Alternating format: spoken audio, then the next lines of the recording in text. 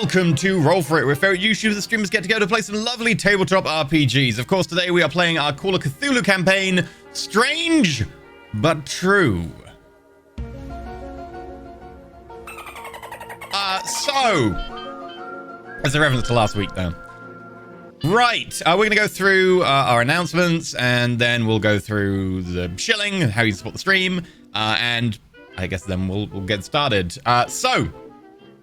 Very quickly, our announcements are the Mass Effect finale character sheets are up, and the latest Ascension guest character sheets are up on Patreon. And that's it. That's it for the announcements today. So there you go. Right, in terms of supporting the show, if you want to help support the show and allow us to be kind of trying to be the best that we can be, paying all the people, doing all the things, etc. Feel free to pop on over to patreon.com/rollforit, where different tiers, you can get Discord access, MP3s of the show, after shows where we talk about, I believe last time it was bacon. There's a lot of very heated discussion about bacon. There was a lot. There was also notes, sheets, stuff like that, like character sheets, information stuff, both behind the scenes stuff from the GMs and also from player characters. There's also names that can be submitted for NPCs, and also legend tier, like there are games that get GM by a member of the Roll For It cast once a month, and you can be part of that. If you want to support us on Twitch, you can do so. You get access to the VOD before it goes up on YouTube, because it only takes about 24 hours. And you can also get access to the Discord and emotes as well. That's the thing. If you want to be able to do that on YouTube, you can be a YouTube member. You get some emotes and access to Discord. And if you want to support with bits or tips, because you want to be able to do a one-off support in terms of like a non-recurring thing, you can do so as well, and then they will land in the jar down there, just above where it says Call of Cthulhu. So if you want to do that, you can indeed. And also, if you want to just spread the word, tell friends, tell tales, kidnap people and force them to watch the thing with like Clockwork Orange, like, you know. And shaved eyebrows? Oh, shaved eyebrows. There you go. Just saying. Anyway, right. With that all said and done, there we go. Now I really want a chocolate orange. I don't know. I think it's just 'cause it's too similar. I have some. Like, actually, I have a candy drawer. I could, if... I'll eat some for you later. You could give me a bit... I'll eat it. You'll eat it for me. Yes.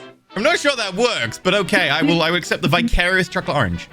Yeah, it's snacking vicariously through you. Mm-hmm. And then I don't have to deal with the calories. You know what? Sure, that sounds great. I'm okay with that. As an Italian woman, I don't know this word, calories. I don't know this. No. If my nonna, God, may her soul rest in peace, if she heard me counting calories, she would slap me. Calories? What's that? Gets bottle of olive oil, empties the entire thing. Yeah, she's like, pizza? Pasta? Carbs? Yeah, that's my love language. And speaking of love languages, London, why don't you take it away? Wait, huh? What does that mean? With your sultry voice. Hello, everyone. Thank you for joining us for Call of Cthulhu today. If you're watching this live, thank you. We're very impressed that you've joined us today. If you're not watching this live, thank you for joining us again. We have these great investigators joining us from last week. Let's just go around and see who we have in the room today. Who's everybody playing? Let's start with Grant. Hi, everyone. My name's Grant Ellis, and I am playing Rowan Phoenix, the charming, dashing, troublemaking, flat-out lying jazz musician who is also the editor of the pulp magazine Strange But True. And a great sketch artist at that. He tries his best. You know, we got into sort of a fishy situation yesterday. None more so than our own Katie. Who are you playing? Hi, I'm Katie Peters Place. I'm playing Ruby Wells for you today. I am the researcher at Strange But True. I'm a little feisty. I'm always in a book. And I fight with Alice sometimes, which it comes from a place of love. But I'm also potentially a porpoise person. So stay tuned to see how that shakes out. Return of the bipedal porpoise people. Next up, we have Alice. Tell us about Alice. Alice, well, what can I say other than she loves a good drink and she loves her roommate, but, you know, like at the same time, they get into some scraps, especially over what constitutes a cat or a raccoon. But, at the end of the day, she's willing to defend the friends that she has and, keep them also in line with a trusty shotgun named Penny. And last but not least, we have the mini-named Professor EE. Who you got over there? Hello, I'm Rupert James Harrington Smythe, Professor, PhD. I'm a guest lecturer at Columbia University, and I run a small museum. In addition, strange but true, I'm the archaeological expert, and I occasionally write small articles regarding, more esoteric aspects of archaeology and history. The pyramids, it was an inside job. Well, welcome, investigators. Tonight, we are going to dive back into Strange but True. As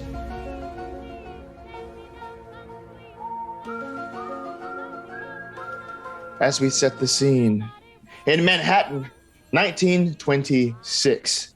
We're in the offices of Strange but True, and your editor-in-chief has all gathered you together again. After hearing about your trials on the Massachusetts coast with these bipedal porpoise people, there might be a connection to something else that he would like you to look into. Yes. So for a long while now, I have been following this case of this woman who seems to have a very long life. Strangely long. Strange, but true, hence the paper. But it seems that this life has come to an end. And I have something for you. As he pulls out another newspaper clipping, he's all about his clippings, slides this over to you, also from the Ipswich Inquirer, obituaries. The date is incorrect on this, but this is what he sends to you, of one Emily Nolan, aged 100 approximately. Would anyone like to read this for our viewers? Sure. Ipswich Inquirer, obituaries, April 6th, 1926. It's a misprint. I don't know the exact date. Emily Nolan, aged 100, approximately. Innsmouth. Emily Nolan, believed to be 100 years old, died last Saturday night at her home. Mrs. Nolan was in ill health following an assault that left her legs broken. A pillar of the Innsmouth community, Mrs. Nolan gave generously to local good works. Her funeral was conducted in accordance with family wishes. The reading of Mrs. Nolan's last will and testament will take place at her home on Friday, April 21st, 4 p.m., post-meridian. Members of the community wishing to pay tribute are welcome. She is survived by 4 children, all of Innsmouth. Miss Chastity Nolan, Mrs. Wilma Martin, Mr. August Nolan, Mr. Edward Nolan, and over 30 grandchildren in Innsmouth and beyond. Yes.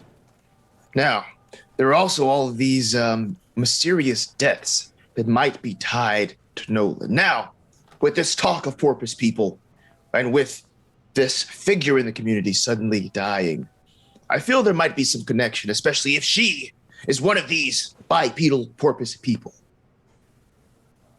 We really should come with a better name for them. Bipedal porpoise people maybe doesn't roll off the tongue quite as well. But it sells papers. That it does. How do we know that these bipedal porpoise people live long lives? Do we have any idea of their longevity? I'm a little stuck on the fact that an assault that left her legs broken? Are we just going to not talk about that? Like, did she die from her injuries and not old age then? I suppose it could be a little bit of both. Although she maybe could have lived longer if her legs had still been intact. Also, Yes. Dolphins live to about middle age, about 60 years. Did she have whiskers? Well, no, I actually have a picture of her here. This is a recent photograph that I can show you. And he pulls out this black and white photo and gives it to you all. It shows a woman with this sort of, dark brown hair, nicely dressed, an austere look on her face. Is that a recent photo? Yes. At 100 years old, she 100. looks like this. Exactly. It's strange. This could be some connection to these fishmen that you've encountered somehow. My I would look goodness, at I'm the- gonna have to get her skincare regimen. Yes. Could I see if there's any gills or like look closely to see if I can notice anything fishy about her picture? Okay, give me a spot hidden roll if you're looking super Okay. close at the picture. Ooh, Hard success.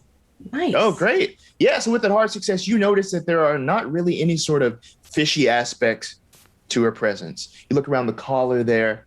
Nope. Skin is smooth, young, fresh, no signs of gills. Also, see the mouth there doesn't have that sort of telltale stretch that the people you encountered on your last investigation had. And she has eyebrows. And eyebrows. Have eyebrows. And hair. And hair, Could be yes. painted on. Could be a wig. Could be a wig. I only hope I could look like her when I'm 100. Gosh, I wish I could look like her when I'm 50. Uh, I admire her strong jaw. She has over 30 grandchildren? Well, she is a bit of a looker.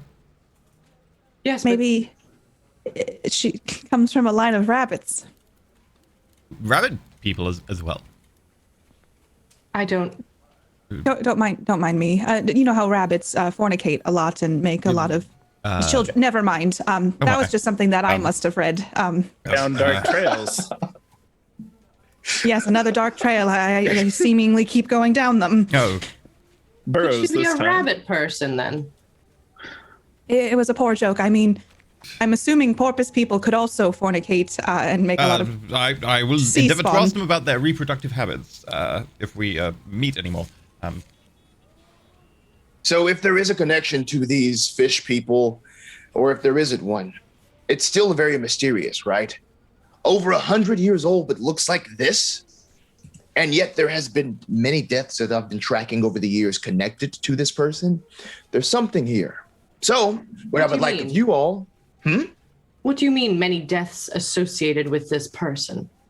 Has she killed people? not officially on the books, but there have been many deaths in Innsmouth over the years. I've been following these obituaries. All of these people seem to be tied to Emily Nolan in some way. Do you have a list? I currently don't have a list, but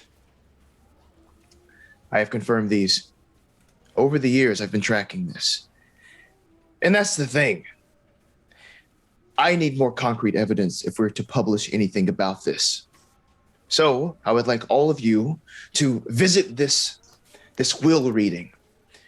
Interview the family if you can. I see that the children are listed here. Perhaps some of the 30 grandchildren will be there as well. If you have a chance to look around the house, please do that as well. And we can put a pretty good story here. And I thought it'd be something interesting for you all since you just encountered some strange people tied to Innsmouth. I suppose Innsmouth would have been the next place we would have gone anyway. May as well. I'm eager to go. Quite. The rate will be the same. $5 a day for your housing, food, and such, and then $10 upon your return. That's definitely fair. I worry about encountering those fish people again, but more compelled by a mystery. Maybe we should get some shark repellent or something. All right, Batman.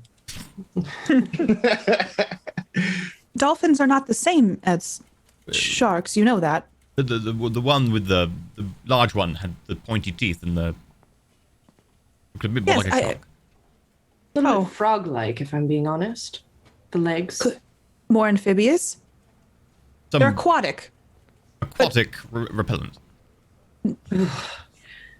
Well, either way, I suppose we can get ready and set out soon. What day is it today? Like, is it like the Thursday or? Oh yeah, so today is actually a Thursday. Okay. Right on the money. So I would kind of look around. I'd just kind of look in my little book of like my little agenda calendar thing, just be like, well, we need to make haste now. If the will reading is tomorrow, then we need to pack up and go. If I'm being honest, I haven't unpacked, so. I could throw together a quick go bag. We'll need to feed Mittens. Yes. Mittens tore up that sweater. We're going to have to find a more suitable bed for Mittens. I suppose I could Rowan. find a pillow or something. Rowan picks up his stick with the handkerchief on the back and his worldly possessions in it, just like an old, ready to go at any time. He's just like, well, I'll meet you at the train station. I'll accompany you. All right, grab the tickets for us and we'll meet you there. I just want to Certainly. throw it out before we're all gone. Could this be like a Dracula situation or a phantom or some sort of like a fountain of youth? She uses the blood of the young to stay youthful. Yes. There's many references to that through cultures in the years. The Aztecs, ritual sacrifice was a big part of that. You look back at places like the Phoenicians, the Romans. They were meant to sacrifice babies, although that's possibly Roman propaganda. Potentially for esoteric and occult reasons. It could be possible. And if you do think this is a Dracula, I'll check the soil to see if it's Romanian. Dracula-esque, I should say. Just say it has to do with vampires. Vampires. I will grab my books on vampires. I'll grab bandages, I suppose. I'll grab books on ritual sacrifice and anything I have on the Fountain of Youth or anything like that. And I've got my pocket crucifix ready to go at all times. Also garlic breath. Well, that's thanks to Nona. Yes. Bless her. All right. If you stop by Nona's on the way to the train station, pick up some of that pizza. It's quite good. Quite. Just like, yeah, and I'll head back home, I guess. Cool. Is there any other business that you would like to take care of at home with Mittens or anything before we head off to the train station and to Innsmouth?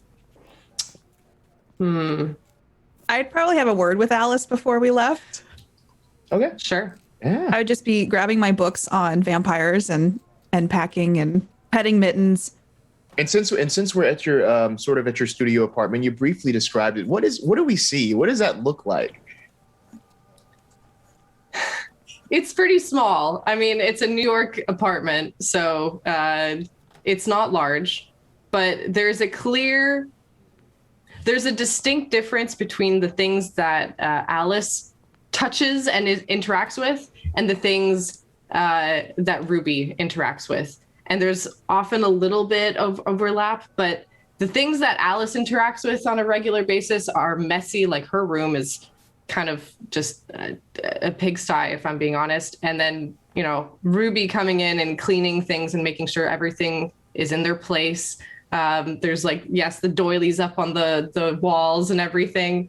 But it's a little rundown, but there's a distinct charm to it that wasn't there until Ruby actually got there, I think.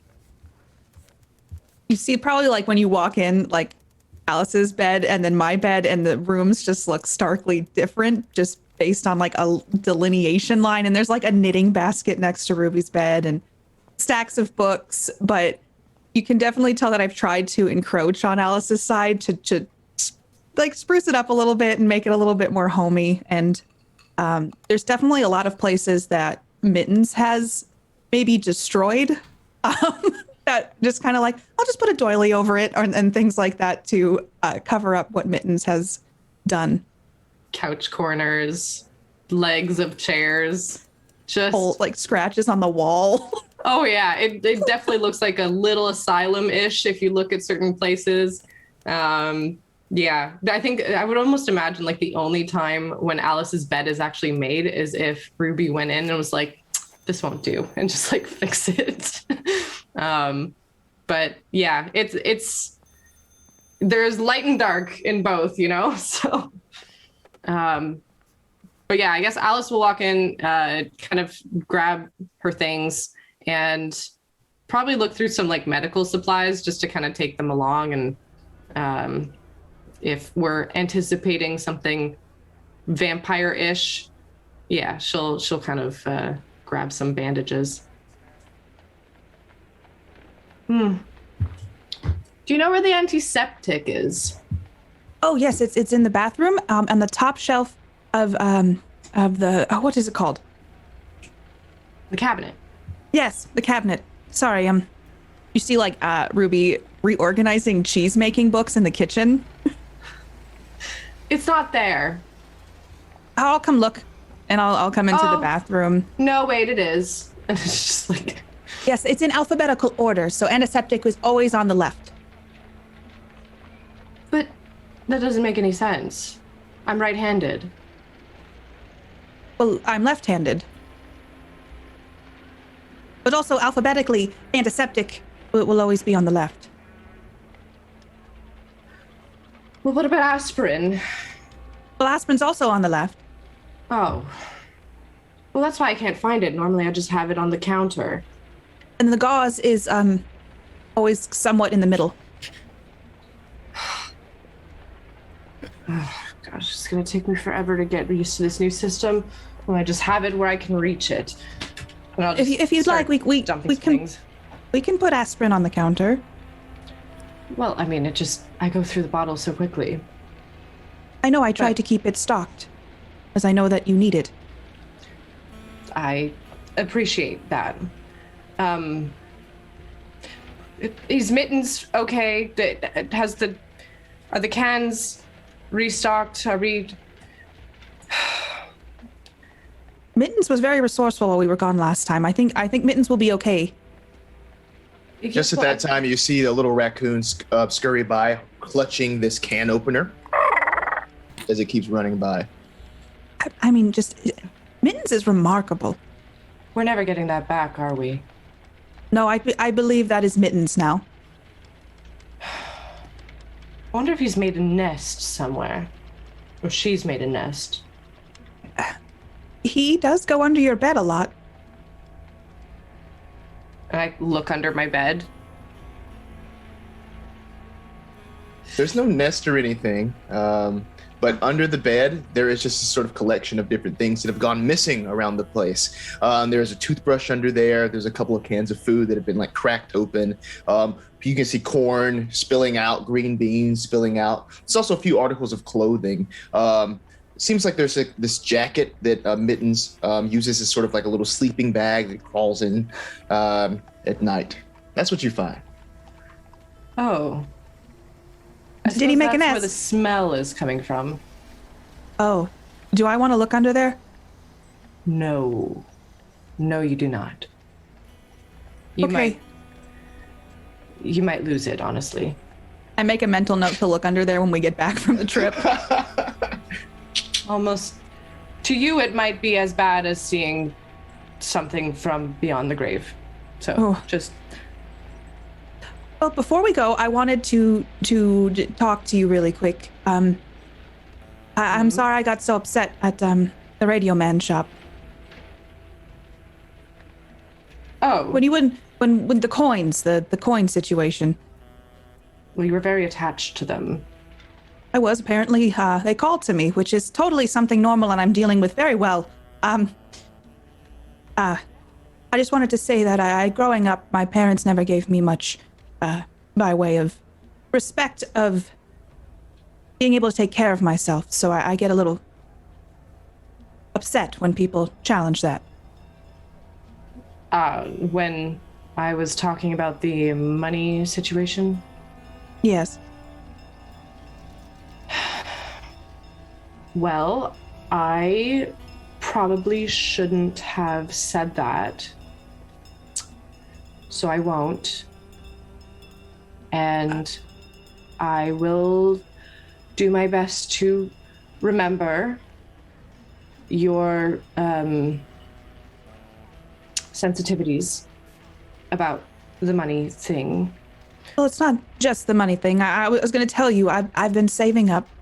So hopefully I can get my own place soon and you won't have to worry about me touching your things or I'll take Mittens too. I know Mittens is kind of a handful, but that actually won't be necessary at all. Actually, it's it's very difficult to find a place in New York. It's honestly a miracle that you found this place in the first place. So I don't think you would need to go and find another place, considering it might end up being way more expensive than you think it will be, and Mittens might end up on the street. Who knows? Well, I would never put Mittens. I hope you know in a situation where Mittens would end up on the street again. Maybe Rupert could help, and also Rowan. We could scan the classifieds. We could make a night out of it. I'll try some of that wine that you keep wanting me to have. Though that is a very tempting offer. I don't think that'll be necessary, Ruby. Well, I just want you to know I've been saving up, so there's options. Right. Okay, well, good to know. I've been very grateful you let me live here, and you, I know I can be a lot, so thank you for putting up with my quirks. It's nothing, really. No, it's my pleasure.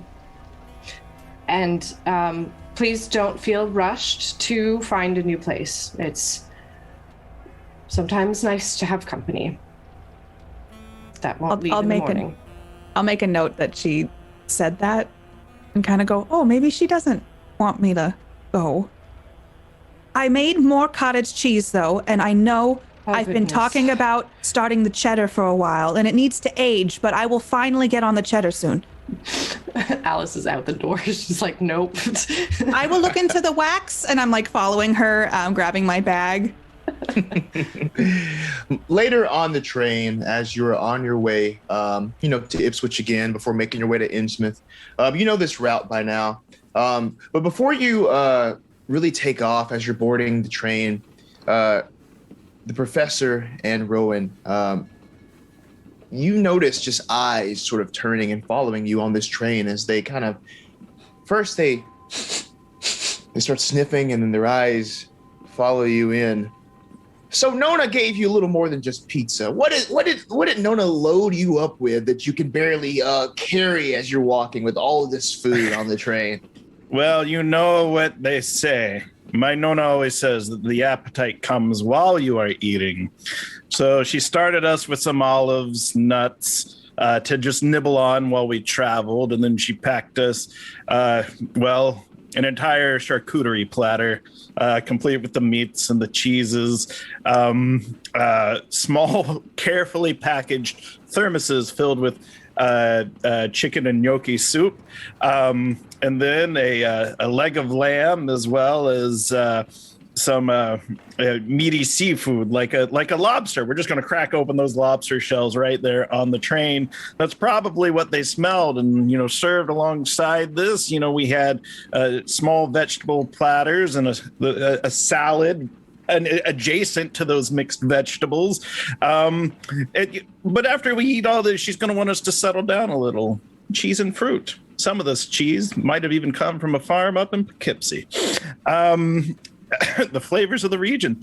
And she knows after we down all that, we're being the dainty folks that we are, Rupert and I are going to have to settle down with some gelato, homemade, and down an espresso after it all goes down the gullet.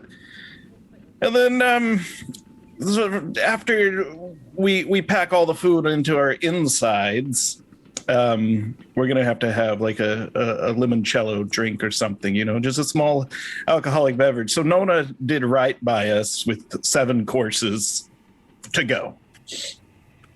Don't know whether I'm hungry or slightly turned on by that. I've food now, please give. It's a love language, yes. Yeah. You need to find yourself a traditional old Italian woman. Like that's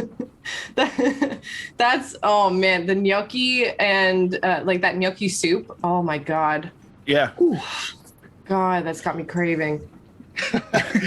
So the people on the train, they're so envious of this. Like they're cracking open their little packs of crackers and like the sandwiches they've packed, but they can't help but to smell the lobster and the soup and the espresso, and they're just absolutely jealous. Even this little sort of like dusty boy kind of timidly approaches the professor. Excuse me. Hi.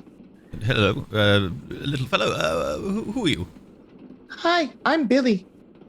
Hello, Billy. May I have one of those pieces of fruit, please, sir? Of course. Here you go. You don't take 2.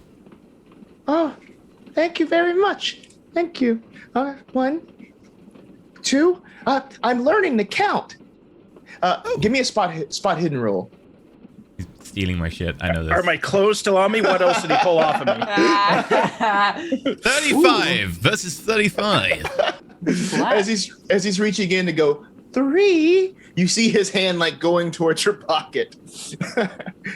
I will like let him just about get to the pocket, and then I will just move my hand around and hold it and go, it's very rude to just take things without asking. You can have the fruit, but you don't need to steal anything. Thanks, sir. And then he just kind of turns around and bolts back down the aisle back to where he... Hey, kid. Hi. You reach in and say, I'll give you $2. 2 whole American dollars. If you keep your eyes and ears open on this train ride, practice your counting, and quit stealing, you little tramp. No. Okay. I'm going to give you the $2. Oh, thanks, sir. And then he kind of bolts off, and you don't see him for the rest of the trip. He just kind of plops it back in the seat where he was for the rest of the trip. He's seen great expectations. He's going to go on to do great things. Probably be the big bad evil guy in the next one. Billy, the bold. I don't know. London's making notes now. Look out. That's hilarious. One note. No. Very soon, you find yourselves in the town, the very fateful town of Innsmouth. You make your way through the streets, the desolate streets, as no one seems to be out. Now is rain pouring down, but even then, you see the occasional pale face look out of a window, turn away. Do they have eyebrows? Some do, some don't. The vast majority of these people, they don't have those eyebrows as you come to kind of look, but some do. But no matter if they have eyebrows or not, they are glaring at you all. Once you see them, and once you kind of notice their gaze, some might turn away and go back to where they were previously. But you move deeper into town, following the address you were given earlier, to the estate. Now, as you make your way into the neighborhood where Emily's estate, the Nolan Manor House, is, you see these red brick buildings, these gray brick buildings, these houses that line the streets. The one that sticks out of them is this one that's a lot taller than them, almost this like 5-story mansion, basically. But just like the others around it, is in very much ill repair, as sort of 3 of these like levels almost seem to like cave in to itself. There are pieces still like almost being shaken by the wind, like falling off of the place as you're walking up to it. Now, It's in the center of this little community here. And you can see several cars outside as people have, gathered here for this will reading. The closer you get to the house, the more dread fills up within your soul. Alice, give me a dodge roll. Okay. Wow. Just out of nowhere. Sure. It's a success. Cool. So right in front of you, like at your feet, whoosh, like this sort of piece of tile from the roof falls and hits directly in front of your feet as you near the porch. It shatters on impact on the ground, almost like, startling you as you see it. Whoosh, almost hit you. Wow. Are you okay? I'm starting to understand why people are dying in this town. Very poor building standards. Maybe we should stand closer to the building so that doesn't happen. You go ahead. I will keep an eye out for any other falling debris. Don't really want the entire place to fall down upon my head. Oh, okay. The door. Sorry. Walk up to the door and I'll knock or pull the bell or whatever. Okay, yeah. So as you go and kind of knock, it's almost as if you knocking kind of pushes the door open. It just it's left ajar and just kind of opens. Is there up. a really nice creaking sound to it? More than a creaking, it's almost like a scream the door is making just from those rusty hinges. Now, you're not the first people here, and you can kind of hear murmurs off in the deeper into the house. People gathered to hear this will reading. But as soon as you open that door, the first thing that hits you is this stench of like almost rotting meat. Like the smell makes its way into your nostrils, and it's almost as if something died here in this house. It's this terrible, just stench. What makes it even worse, though, is the stench of mothballs. So there's the rotting meat with the mothballs mixed together, which just makes this putrid smell. The walls inside this entrance hallway are covered with these like marks on the walls, perhaps where paintings once were held. Also, there are these sort of rings where dust isn't gathered around on the floor, perhaps where furniture has been recently moved out. But this is what you all see as you walk inside. What would you like to do? That's potent smells. Maybe very enthusiastic on the mothballs to prevent flies or something from rotten meat. Oh. I'm gonna take like a handkerchief with perfume or something on it and just hold it under my nose. It's very similar to how this farm smelled sometimes. Oh, you poor child.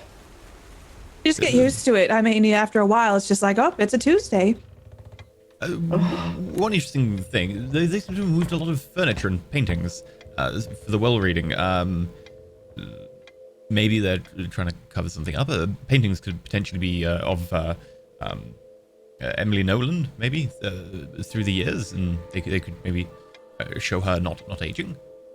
Well, the thing is, they're probably going to be divvying up all the furniture and the house, though. Oh, who would want such a decrepit place? Oh. Yes. Should we? What pretense? What facade are we here under? My name is Roscoe Nolan, and I expect to find my name in the will. One of her beloved grandchildren. One of the many. Should we impersonate family? Do you think that could go wildly awry? Listen. We're all cousins around here. That just explains a few things.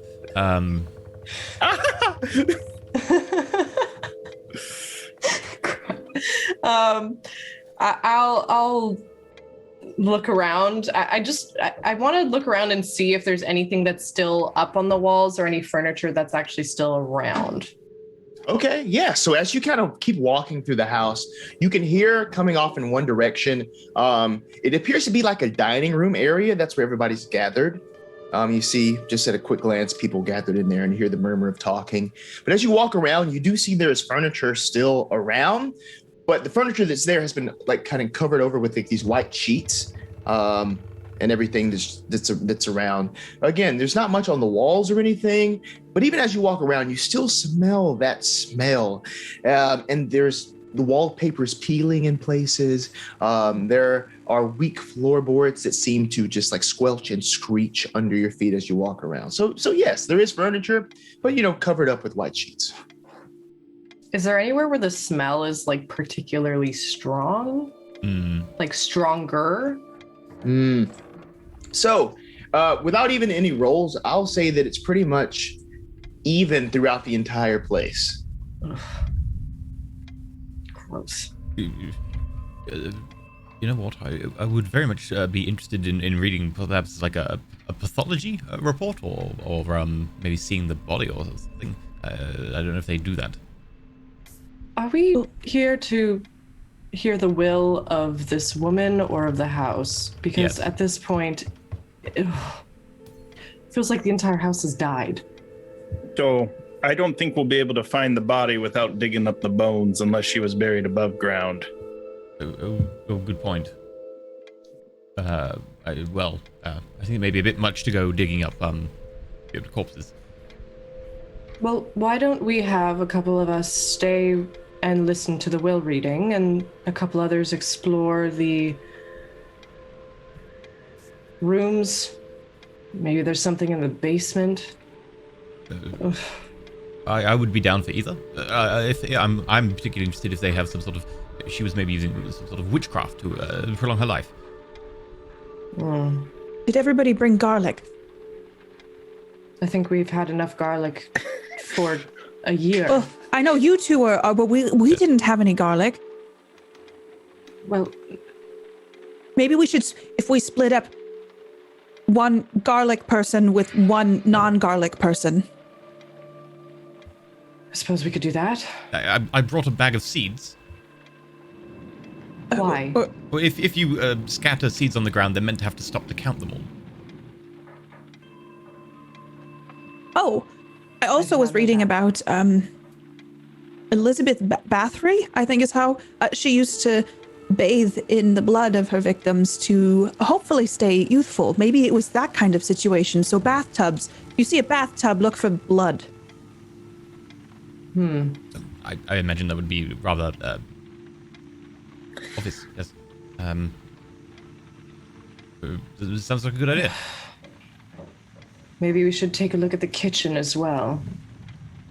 See if there's anything out of the ordinary. If they're dining on people or blood, maybe there's remnants of that. The smell, is it reminiscent of like a corpse or a carcass smell? Yes. Okay. It smells like meat that is just like gone rotten. sour. Okay. You would know this from the farm. You know what I mean? Like the slaughter of the cows and such. Yeah, just like that. Who would like to go to the will reading and who would like to investigate the house? I'll stay at the will reading. I can barely keep my composure. It does sound like a talky thing, and you're very good with your repartee. My words? Words. Your words are good. Thank you. Yours need work. Never mind. I'll stay there. I'll pretend I'm a family friend or something. Rowan, what would you like to do? I would like to hear the will reading, but if not, I'm happy to search around this fine edifice and see what secrets reveal themselves. I kind of want to know who broke her legs. Okay, I think that's a good plan. I'm fine looking around. I mean, I can handle the smell. It's not that bad. It smells like some places I visited in France. Yeah, I'm from Brooklyn. It's familiar. Not this strong. Oh. It's pungent. It's got a very pungent presence. Well, team talkers can go do the listening and the talking, and team book learners, bookworms, can go do the worming. Yes, All I'm right. sure you'll find many a worm in this place. Well, let's go. So it's very easy to find the dining room, even if you didn't hear the talking. There are signs put up, with scrawled on them, "Will reading this way." As you get to the door, sort of that big archway where the dining room is, there is a guest book right outside, and there's a sign above that asking all guests to, sign in for the reading. So the people that are going to the reading, what are you doing with that? Are you signing it, looking through it? What's going on? Do you want to pretend to be one of the grandchildren, and I'll be your fiance or something?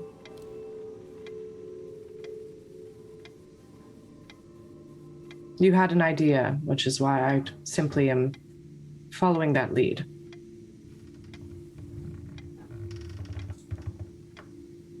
That's to Rowan. That's to Rowan. Wait, Sorry. is Rowan staying?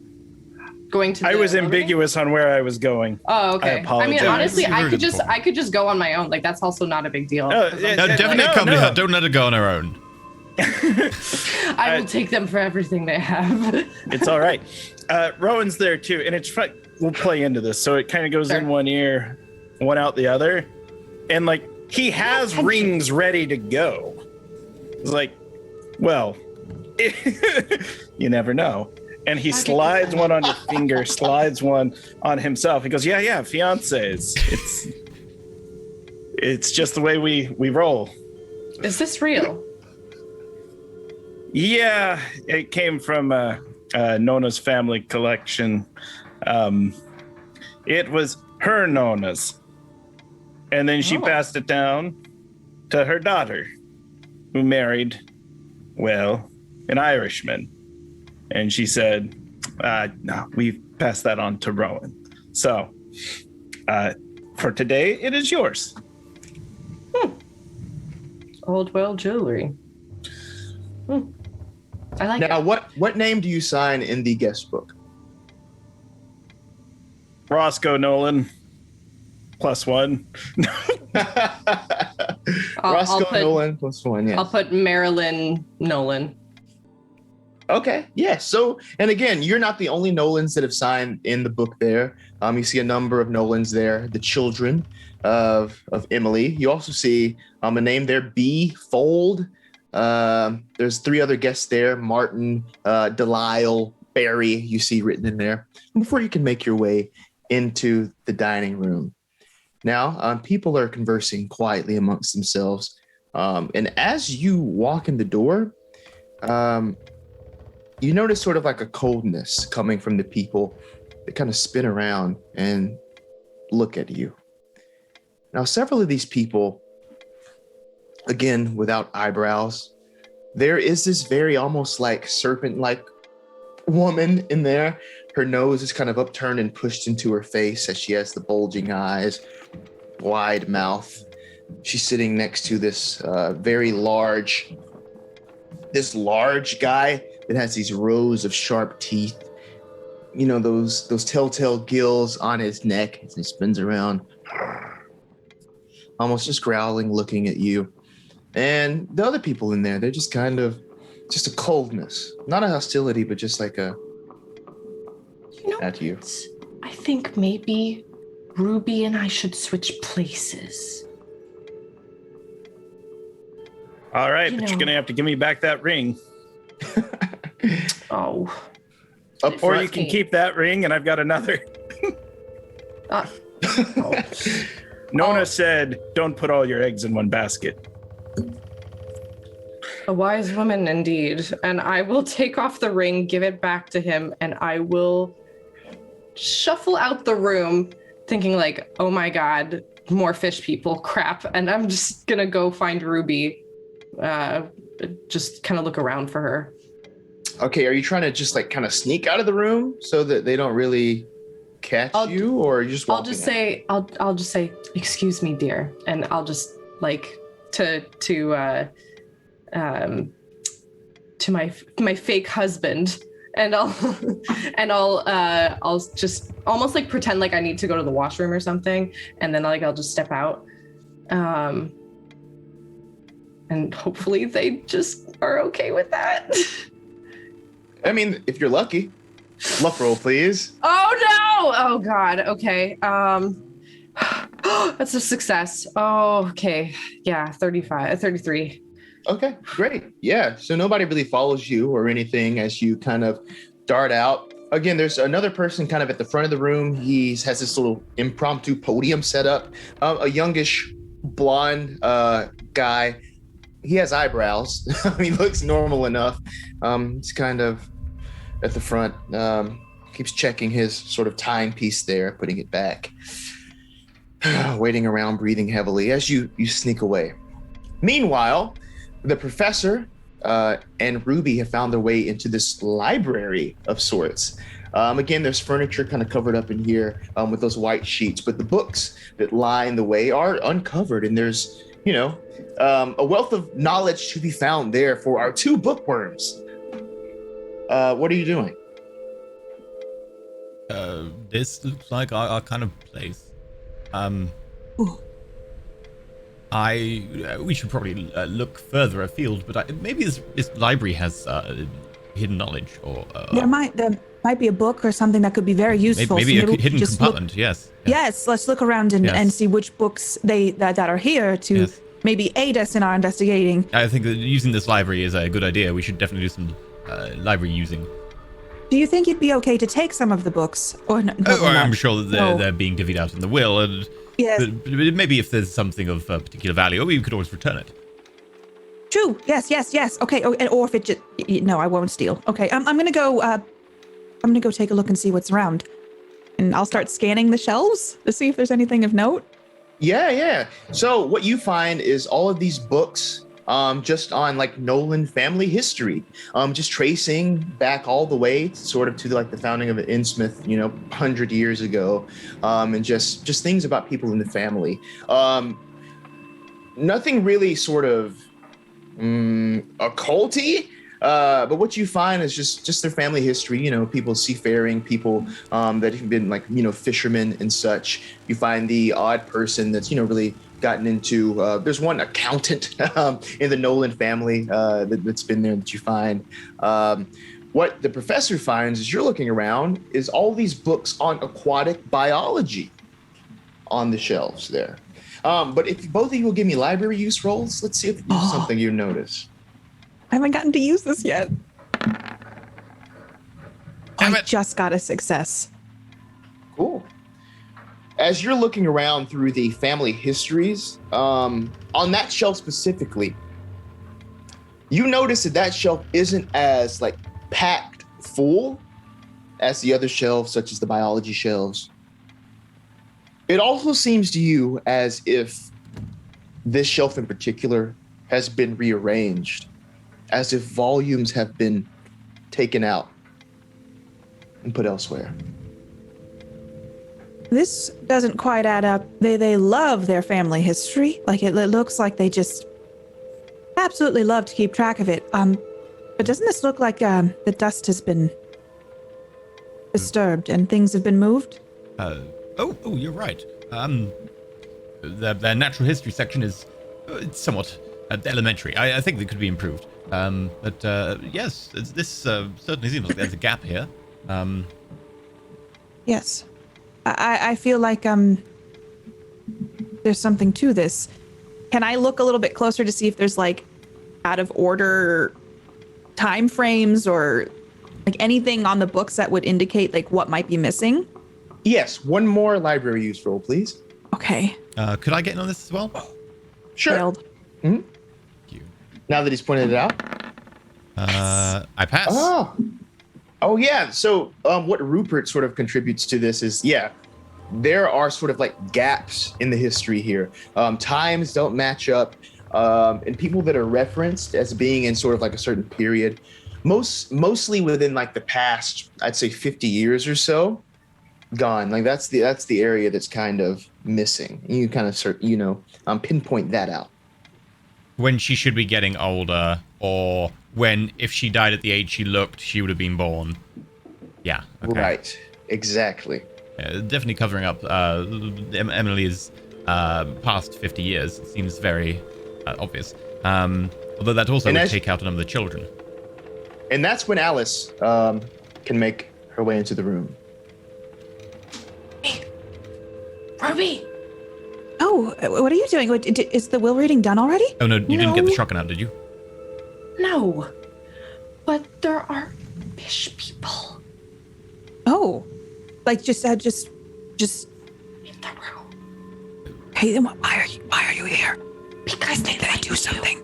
No, because they like you, and Okay. I don't think they'll like me. What about Rowan? He's there. He's fine. Okay, but what should I do? Switch places. Well, it might be a bit complicated if he's pretending to be your fiance and then he suddenly switches fiance. Pretend to be the daughter or something. Maybe Rowan can handle it by himself. I mean, he's a big grown man. He can do this. It would make more sense, right? To have Ruby there because she's seen as like a friend, right? But So she also might be place. known and draw attention to Rowan. And Rowan also came in with a different woman and a different woman. And it's. I don't think they noticed me leaving. I hope. My dear, you are a very stunning woman, and you certainly make waves wherever you go. That wasn't Don't really a fish flatter me. pun. I would look over at Rupert when he says that, and then look back at Alice. Unimpressed. We could do with your help down here. You're very good at spotting things. We were just looking at this shelf. It looks like they've obscured the last 50 years of the history of the family. Rowan is in there by himself right now. Yeah, that's what I'm saying. I can't just leave him in there, like by himself. What if the fish people start calling other fish people? And then Rowan. That's why I'm saying, maybe it's better because you actually are one of them, ish. Maybe. Okay, so I'm the daughter now, or am I the fiance or the wife? Sister. You'll probably be the fiance. Sister? Wait, you said you were the fiance. You pretend to be the sister. I don't have the ring anymore. It was a very nice ring, though. There's a I ring? like it. Why is there a ring? He has 2, 3, actually, if I'm being honest. Yeah, rings. Well, I don't know. It was Nona's. Am I getting a ring if I go in there? Yeah. Wait, he's just going in the. This is becoming a very elaborate lie. I don't think this one will maybe float. How are you having trouble figuring this one out? But you know that the pyramids were an inside job. More so that he will have 2 different fiancés in the space of about 5 minutes.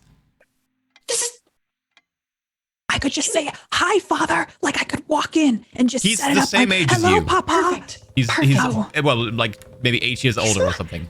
No. Okay. You know what? She could just look very mature for her age.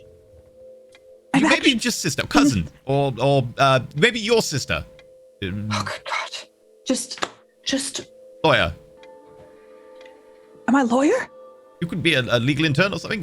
His lawyer for the day. Or maybe he's your lawyer? But he wrote. I thought you wrote in the book that he was a Nolan. Oh, crap, yes. Yes, and that you wrote Nolan. Yes, I'll just Marianne be- Nolan. I'll just Marianne be Nolan now. So I am the fiance. Yeah. Okay. I guess I don't want anything to happen to Rowan. He'll be fine so long as he has a person that may look like a fit. You don't look like a fit. Don't get me wrong. You don't look like one. But Do we kind of look recognize you. like each other? Like, do I look like Alice at all? You know, Do we I'll look like stand each next other? to. I'll stand next to Alice. not really. No. Okay. Well, Here, just I'll take like my hat and my scarf or something, and I'll just like wrap it around her. I'll just be like, You're different heights. yes, but people are grieving, and maybe they're distracted and be like, "Oh, that's normal." Sometimes I see things I don't normally see, and then someone's different.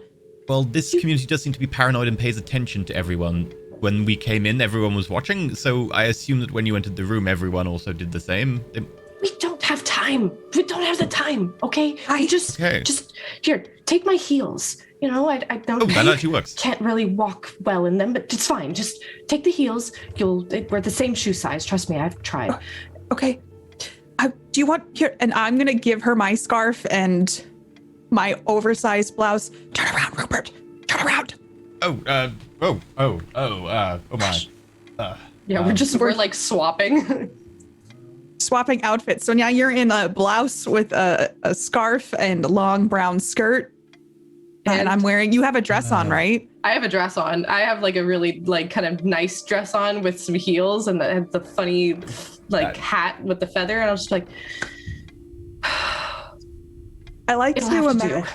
It'll imagine, like, I mean, we talked about this, like the rom-com thing where I take the glasses off and I let my hair down and it's like, oh, she's hot now. Oh no. Oh my! I hadn't seen you with your glasses off. I can't see very well.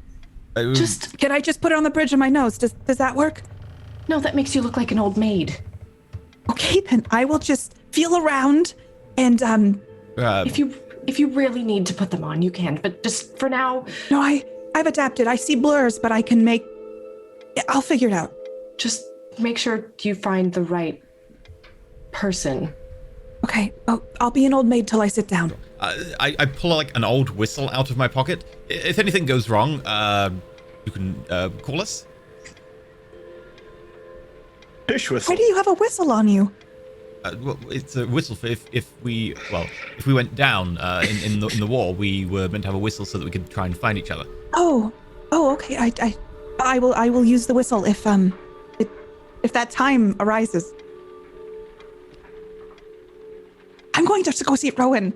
And you see me like kind of like a baby cow walking, learning to walk in the heels for the first time and trying to smooth it out as I head towards the dining room. Man. And as you head towards the dining room, you're also met with that same coldness that the last couple were met with. But you come inside, and the thing you hear is sort of that big guy that I described earlier. He has this mane of white hair, no eyebrows, but like this thick white hair that extends back down his neck, also kind of touching the gills on the side of his face. He kind of stands up. All right, we got to get this on the road. When are we starting? We need to start soon. And as he says that, the blonde gentleman up front, very soon, very soon. Right, sir. Are we good to begin? As he looks at another person there, there is sort of like this. The best way I can describe him is this slick kind of guy that's sitting next to the big brutish guy. He has these sort of brown spectacles, these brown tinted spectacles on, this slick back white hair, and he stands up very shortly. I believe we're waiting on a couple of more people. Just excuse me for one moment. I'll make sure that everyone is inside, gather up those that are not, and then we'll begin. He leaves his seat and walks back towards the door, passing Ruby. And he says, "Excuse me, miss," flashing you a smile. Flashes a smile, eh? Yeah, and it's nice. He has like nice teeth. They're not like sharp teeth or anything. I would just nod my head and kind of look at the ground and hope the feather kind of covered my face a little bit. Yeah, and right around this point, Rowan would be like, "Darling!" And he would immediately take Ruby by the hand, leaving a gentlemanly cushion of air, slide Nona's ring onto her finger, and then draw her in close and be like, "I miss you when you're gone." Yes, I did find the water closet. Sweetie? Yes, my love? Maybe we shouldn't draw so much attention to ourselves, right? I mean, people are grieving. I know. Can the two of you give me? It's like put my head on you. How tall is Ruby? Ruby's pretty short. I'd say she's probably like 5'3", 5'4". All right, you're 2 inches taller than me, so it's fine. We're like the cute little couple. Yeah. The two of you give me them to become grandparents. Psychology rolls, please, from the two of you. Oh my gosh. Oh, okay. Damn straight Yeah. we succeed. Cool. So you mentioned that, the people are grieving. You don't want to draw too much attention. With your psychology rolls, you're seeing that nobody in the room is really grieving. They're all just kind of like hanging out, waiting for things to get going. They're just talking amongst themselves. It seems just kind of like run of the mill. All right, we're getting this over. That's what you notice. Okay, so then that guy, he kind of leaves the room. Yeah. He swaggers out of the room, going throughout the house. So, Alice and the professor, what are you all doing? Exploring any other rooms potentially, or? I guess we've looked at the library. Maybe we should try and find where this smell's going on from, or if there's anything in like a hidden area or a basement or something. I was gonna see maybe something upstairs, although I'm very worried about the state of this house. But I think it might be worth it to explore the rooms, all of them. Maybe wherever, her bedroom perhaps, or a kitchen. The kitchen? Why would you keep the things you were going to hide in the kitchen? Plain sight? They've moved the books from the library. I think they're hiding things outside of plain sight. Yes, well, fine. Okay. Let's try upstairs. Okay, we'll go upstairs and then we can maybe look for a basement after. Sure. Lead the way. So, yeah, there's stairs going upstairs. I mean, it's like 5 stories tall, right? Yeah. So there are stairs that go upstairs. They're pretty much right outside of the library area where you are. So you're able to easily go up those. And what draws your attention is a door not too far from the entrance, sort of that little landing on the second floor there. That seems to stand out to you. Perhaps it's like a bedroom or something. There's a couple of more doors that go down, and then stairs that wrap around and continue even up to the 3rd floor. Okay. Are the doors closed or open? Like, okay, so I'll probably just creak open the first door and just like take a look inside and see if there's anything that stands out. Okay, so you go to try to open that door and there's a lock. It's locked. It doesn't really open up. It has a little sort of keyhole that you could maybe try to pick, but it's locked for now. Alice, do you want me to turn the other way and spot for you? Please. And I'm gonna try to lock pick. Which I think, is it a locksmith? Mm-hmm. All right. It's a failure. Oh, yeah. It's a tough roll for me, but... Mm-hmm. Would you like to push it or just kind of, or try to get in some other way, or? Pushing it with this stage, well, that's going to be a tough one to push. I am instead going to... oh gosh, is there any like noise kind of going on other than like my thinking is if there's a noise that we can cover up with the sound of me trying to like break the lock. Maybe we come back here later on after we've done the other stuff that we can maybe do more easily. Not a bad idea.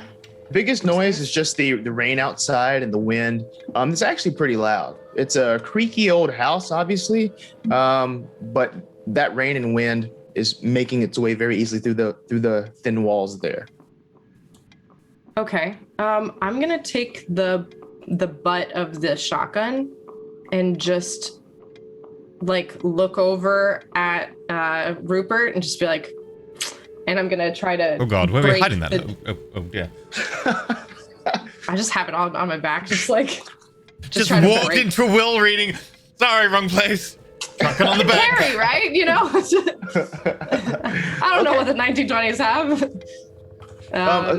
Strength roll. Okay. Oh shit! I don't think my strength. Oh, my strength's not too bad. Yay! There we go. 35.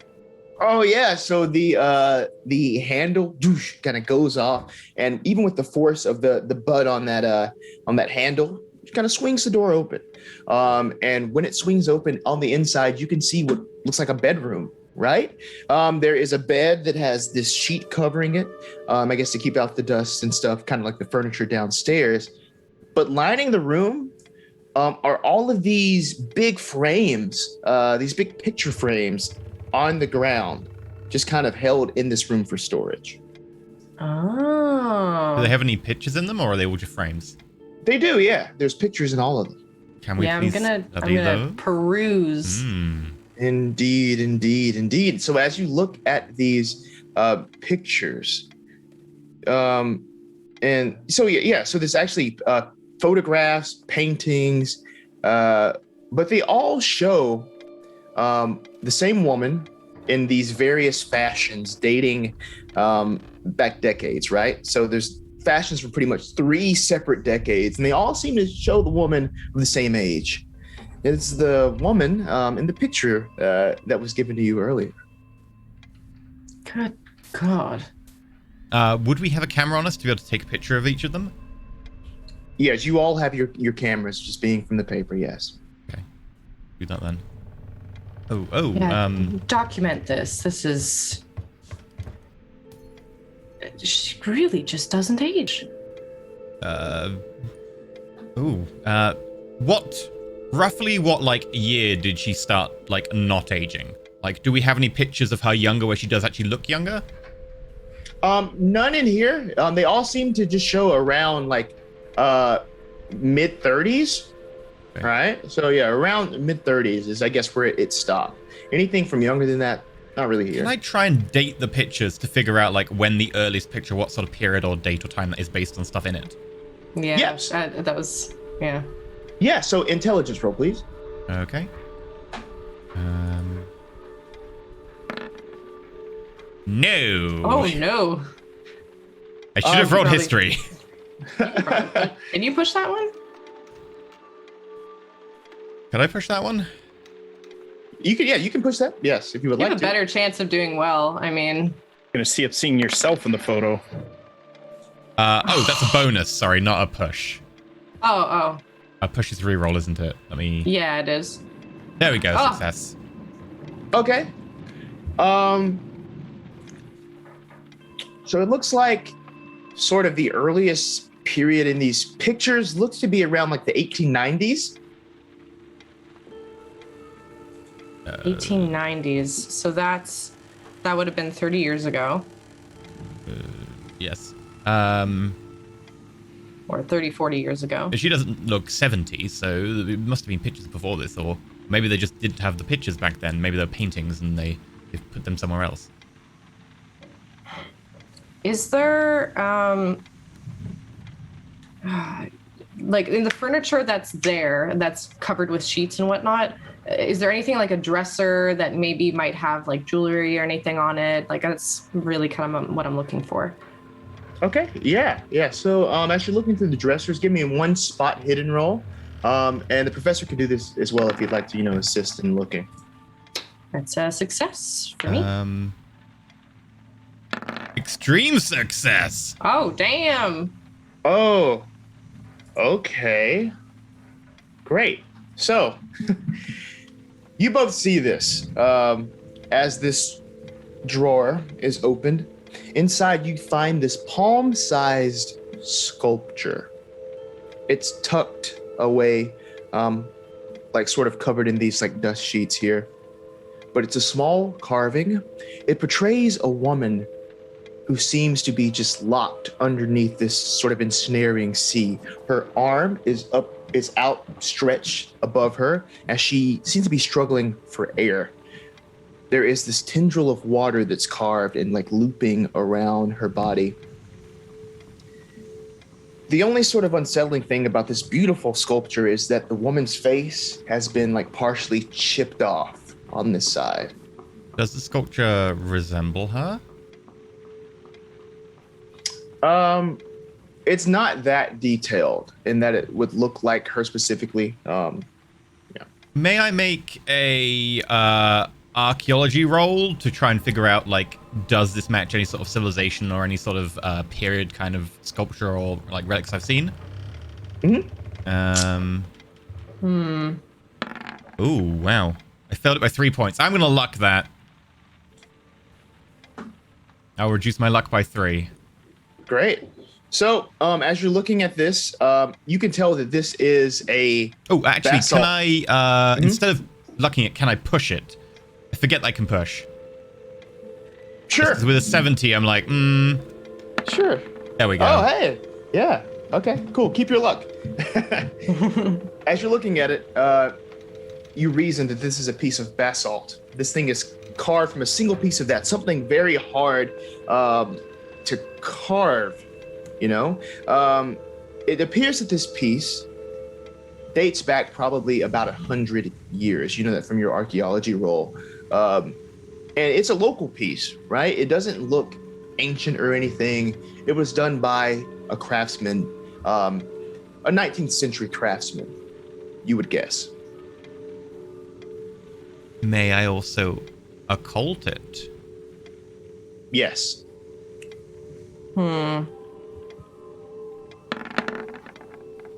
Success.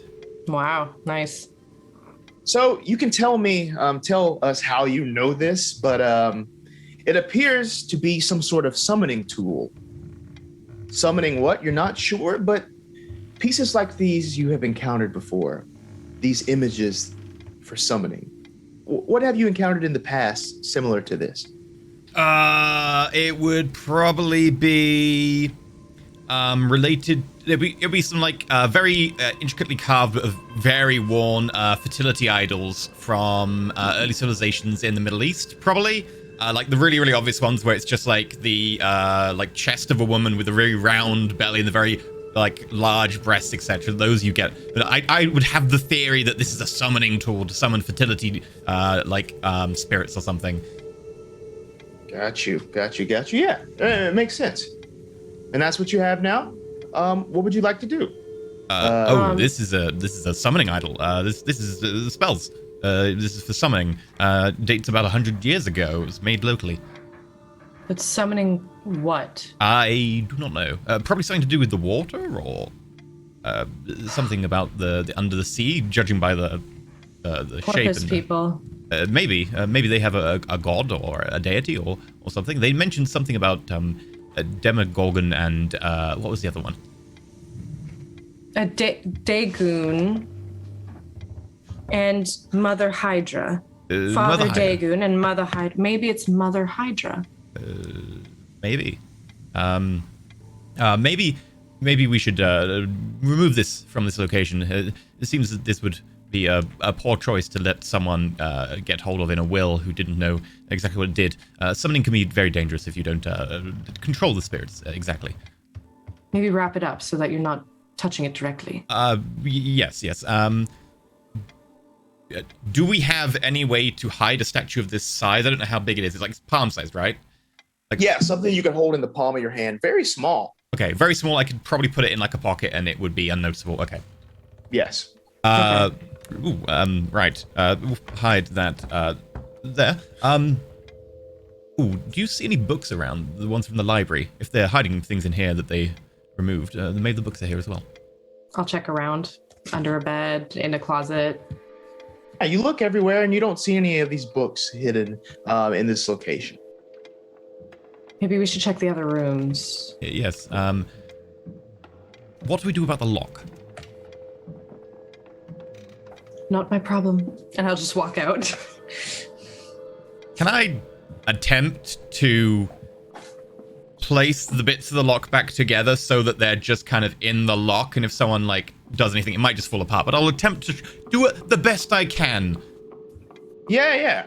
No rolls required as you try to just balance that in there as it sort of, totters in. But as you close the door and stick that in there, it stays. If someone obviously tries to grab it, it'll come off, but it stays momentarily. As you are all exited out of this bedroom, again, the house is in ill repair, so you can hear almost every movement in the house, and you can hear footsteps coming up the stairs. What do you do? Quick. And I'll just like look for the next room if there's like a door that can be opened. The next door also locked. Crap. Is there like a bathroom or something that might be opened? Perhaps. But this person is coming very quickly. Is there a window? Oh, Yes. fuck. Okay. Alice, we could go out the window. I'm not going out a window. I'll catch you, or we could I'll just cling to the perch. house. I'll just perch on the top rail of the stairs and just be like, and just see who's coming up the stairs. Like, I'll be obvious that I'm there. I'll stand back and I'll wait to hear what the response is before I decide. Okay. You see sort of the top of someone's hair slicked back. They're wearing brown spectacles, and they look up and see you. Oh, and just kind of flash a smile. Oh, hey, how are you doing there? Quite well, actually. Was just taking a look around and seeing if there was anything else that could be brought down. Oh, well, thank you for your help. No, we've gotten everything. I believe that the will reading is about to get started. Thank you so much for, coming to support my mother. Edward Nolan, nice to meet you. As he kind of goes up the stairs, circles around, sees the professor there. As I can hear the creaking, can I go further up the stairs and around? Stealth roll. Okay. If you're doing that. I will probably fail, but it's worth a try. Extreme success! Oh my god. Yeah! I'm a leaf on the wind. Spider-Man over there on the ceiling. Oh my gosh. Oh He's my just god. matching the steps? Like, how is that? Damn. Okay, but here's the thing. So he doesn't see you as you zip around to the steps that lead up to the third floor. But the steps to the third floor are just completely rotted and broken. So you make it all the way over there, but either give me a climb roll Oh. or a hard jump roll. Ooh, okay. What's jump under? Jump. Jumps in the middle there. Ah, right. I'll do a climb. Oh my gosh. Success! 30 How? versus 20. I actually use Spider-Man. Cool. So you catch yourself on one of the on the railing as it seems to one of the steps below you just gives, but you catch yourself when you're hanging there. Can probably get 1 foot to steady yourself and pull yourself back up. Yeah, I think like with the upper body bulk of like the former boxer in me, I like grab hold the edge of the stairs above and like I just hand over hand until I get to the next landing rather than really rely on the foot. Ooh, nice. Oh my gosh. Nice. So, Edward Nolan is still down there. Yeah. So if you want to come on down, we'll get you a seat and we'll get started here. Is there anyone else with you? Are you alone? Oh, it's just me. Do you mind me asking where I could find the washroom before the reading? Yes. So it's downstairs. It's right near the dining room. You can find a washroom. Thank you so much, Edward. And course. I'll head down. And your name again? I'm Alice. Well, very nice to meet you, Alice. Pleasure to meet you. All right, I'll show you to the washroom right this way. As he goes on down, point you to the washroom near the dining room, as the professor is nowhere to be seen. I'm like, oh fuck. I'm gonna like sit in the washroom and just like try to like compose myself because I didn't have a good enough lie, and I'm like, I'm just Alice. What am I? What, like, I need to figure out like if he asks me any more questions, what the fuck am I gonna be? Like, I'll just say I'll probably say I'm from the like the Ipswich Inquirer and everything, and you know, I guess did it say who wrote the obituary in the Ipswich Inquirer? I guess it doesn't really matter. It's just the Ipswich Inquirer that writes it, right? Mm-hmm. Okay, yeah. He didn't ask. It's fine. He didn't ask. Yes. So eventually you make your way into the dining room as you see your friends there. Darling. My eyes would widen. Hello, sister. Hello, sister. It is so nice to see you. You as well. Your We've saved you a husband. Yes, we've saved you a seat. And I would like scoot over. I would like be nudging Rowan to scoot over another. I just scoot over though. I say, "Did you know we used to date?" As I kind of like point over it. Yeah, we don't need to broadcast that to everybody. We meet that you Very dated open. my sister before you dated me, and then we got engaged and married. Still a little. We were so very young. 23. You're not that much older than I am. This is true. As I'm scooting over. I'm just gonna, as I sit down, just be like, if you see a guy with brown spectacles, that's Edward.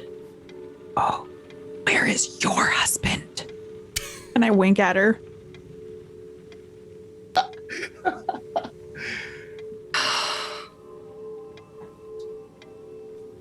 I think he probably has extra rings if we need it. No, I think it's fine. I think we're fine. Yeah. Okay.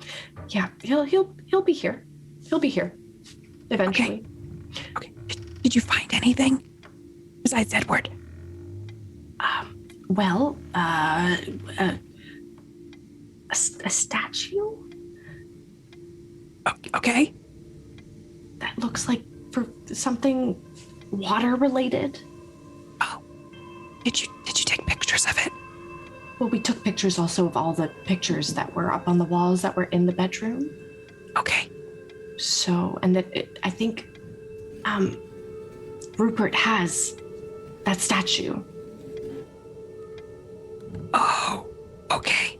Yeah. But I also look- don't know where he is right now. Well, if your husband decides to join us, we'll make room for him in the row. Great.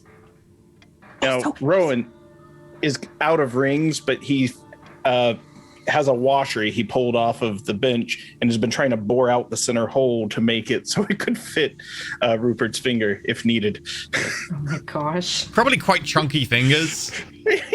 Yes. Oh, I'm familiar. Oh my gosh. So, Meanwhile, on the third floor, now the only thing that the professor is encountering up here is more rotting wallpaper, these loose bricks and this splintered wood that seems to just like jut up out of the floor and also sometimes out of the wall horizontally. Again, it's very, very, very difficult to navigate this floor. As you can see, big pieces of this floor have caved in on itself. It's hard to even see straight across the hallway as you're on this next landing, as small bits of light sort of make their way through the wood that crosses itself, casting these deep and heavy shadows. Now, as you're pressing forward, if you would like to explore further, that'll either be another climb or another jump. Would it be a normal jump? Now, here's the thing. It would be a hard jump or a hard climb. Oh god. If I fail it, do I just take like damage and fall, or is it only if I press it? I don't know. Okay. I don't want to fall into the middle of the reception, the will reading. I hope you do.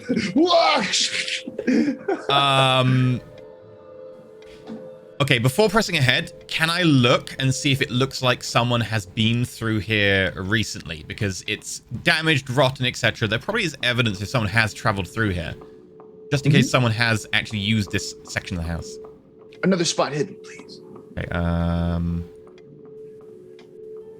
success! On a 24 and a 35. Yeah, so from what you can tell, this place hasn't even been sort of traversed by the people that were preparing this place for the reading. Even they haven't been up here. But perhaps someone before that has, perhaps, the homeowner themselves before them. Okay, so someone does frequent here, but not for a few weeks. Right. Okay. I mean, I'm most interested in Emily. I don't really care about the will as much. It's a few weeks. I'm gonna attempt it. It's a 10. I'm gonna do it. I'm gonna do a hard to climb or hard jump. You know what? I try the jump. I haven't done jump yet. That's a fail, and I'm not going to push my luck because I don't want to make this worse than it already is. So as you step further, the ground opens up, caving in, dropping you through through the floor into the ceiling of the second floor. As you hit with a lot of force all at once, taking 5 points of damage, as you can feel your back slam into the wood there. And it seems that everyone in the dining room can hear something from above hit. You know, kind of look around very suspiciously. Rowan says, "Must be the wind." Those This damn house is- shingles. Yes, One this almost house is so killed me decrepit. before. Poor craftsmanship. Man, can I have fast talk rolls from all three of the people in the? Yeah, I got you. Oh my gosh. Oh, I okay. got a success. Nice. Yeah, love it. All three of us just like, what? And it's almost as if chiming in the big guy up front. Yeah, shitty house. We gotta get this going. I'm gonna try as soon as possible to get up, dust myself off, put my jacket on, go back round to the front of the house, and I'm actually going to like ring the doorbell. Okay. As you ring the doorbell, still you can feel that pain. How are you doing HP wise, by the way? I've got 6 left, so I'm still above half. Okay, cool. As you go to the door, Edward opens it. Oh, well, hello, friend. Hello. Just in time. Yes. Thank you. Sorry, it was lost my way. It's a little out of the way. Thank you very much. Okay. Let me just sign my name. Right this way. Yes, the guest book's right over Henry here. Smithson. At law. There we go. Oh, at law. Wow. Well, that's great. I'm a lawyer myself. Oh, very good to meet you. We specialize in mostly family law. Part of Smithson, and Smithson. Oh, well, me too. Family law. Well, you know what? It's nice to meet another practicing person. Edward Nolan. Oh, very nice to meet you. Sorry. I hope you're okay, and my thoughts are with you in it's trying time. Thank you very much, attorney. Oh, so right this way. Just take a seat wherever you would like. Thank you. I believe it's time to get started here. Everyone seems to be here. And the big hulking guy. Damn right, it's time. All right, let's get this going, please. As the blonde man up front, very nervously. Yes. Do you take a seat with your friends there, Professor? I sit down and I look at them and I go, Henry Smithson at law. Nice to meet you. And I wink subtly, really badly. Beloved brother-in-law. As I slide the board washer over your finger. Thank you, brother-in-law. Why are we all married? Well, you're married to her. Is this any way for you to greet your wife? He does this all the time. It's a joke. It's like a joke, right? His running joke. Honeymoon phase ends, and then it's yes. So, it's lovely to meet you again, my dear. I'll put on the. Is that a shotgun on your back? Are you pleased to see me? It's a shotgun, dear. It's always been a shotgun. And I'll just like stare out in front of me, like, and I'll put on the act of like the very put upon wife, you know, but after things kind of have started up, I'll just be like, are you okay? Like, No, I am not. I am bleeding quite profusely. Okay. And I'm gonna take out some bandages and just kind of like look him over and maybe just try to, if he's got any like cuts or anything, I'll just try to In the middle of a will reading, you put your hand like under my jacket. I'm like, this looks either wrong of two ways, and I. Is it on your back? I thought it would have been like your through, head like, or part something. of the floor, like one of the like broken struts of wood, like might have impaled him in like the shoulder blade or something. Oh, yeah. Okay. Well, if it's like the shoulder, I'm not gonna go like low. But I'll. I am a woman with some dignity in a public space, you know. So I'm gonna, if it's like through a shoulder or something, I'll try to like remove the jacket and just, you know, try to sew it up with some first aid stuff or whatever.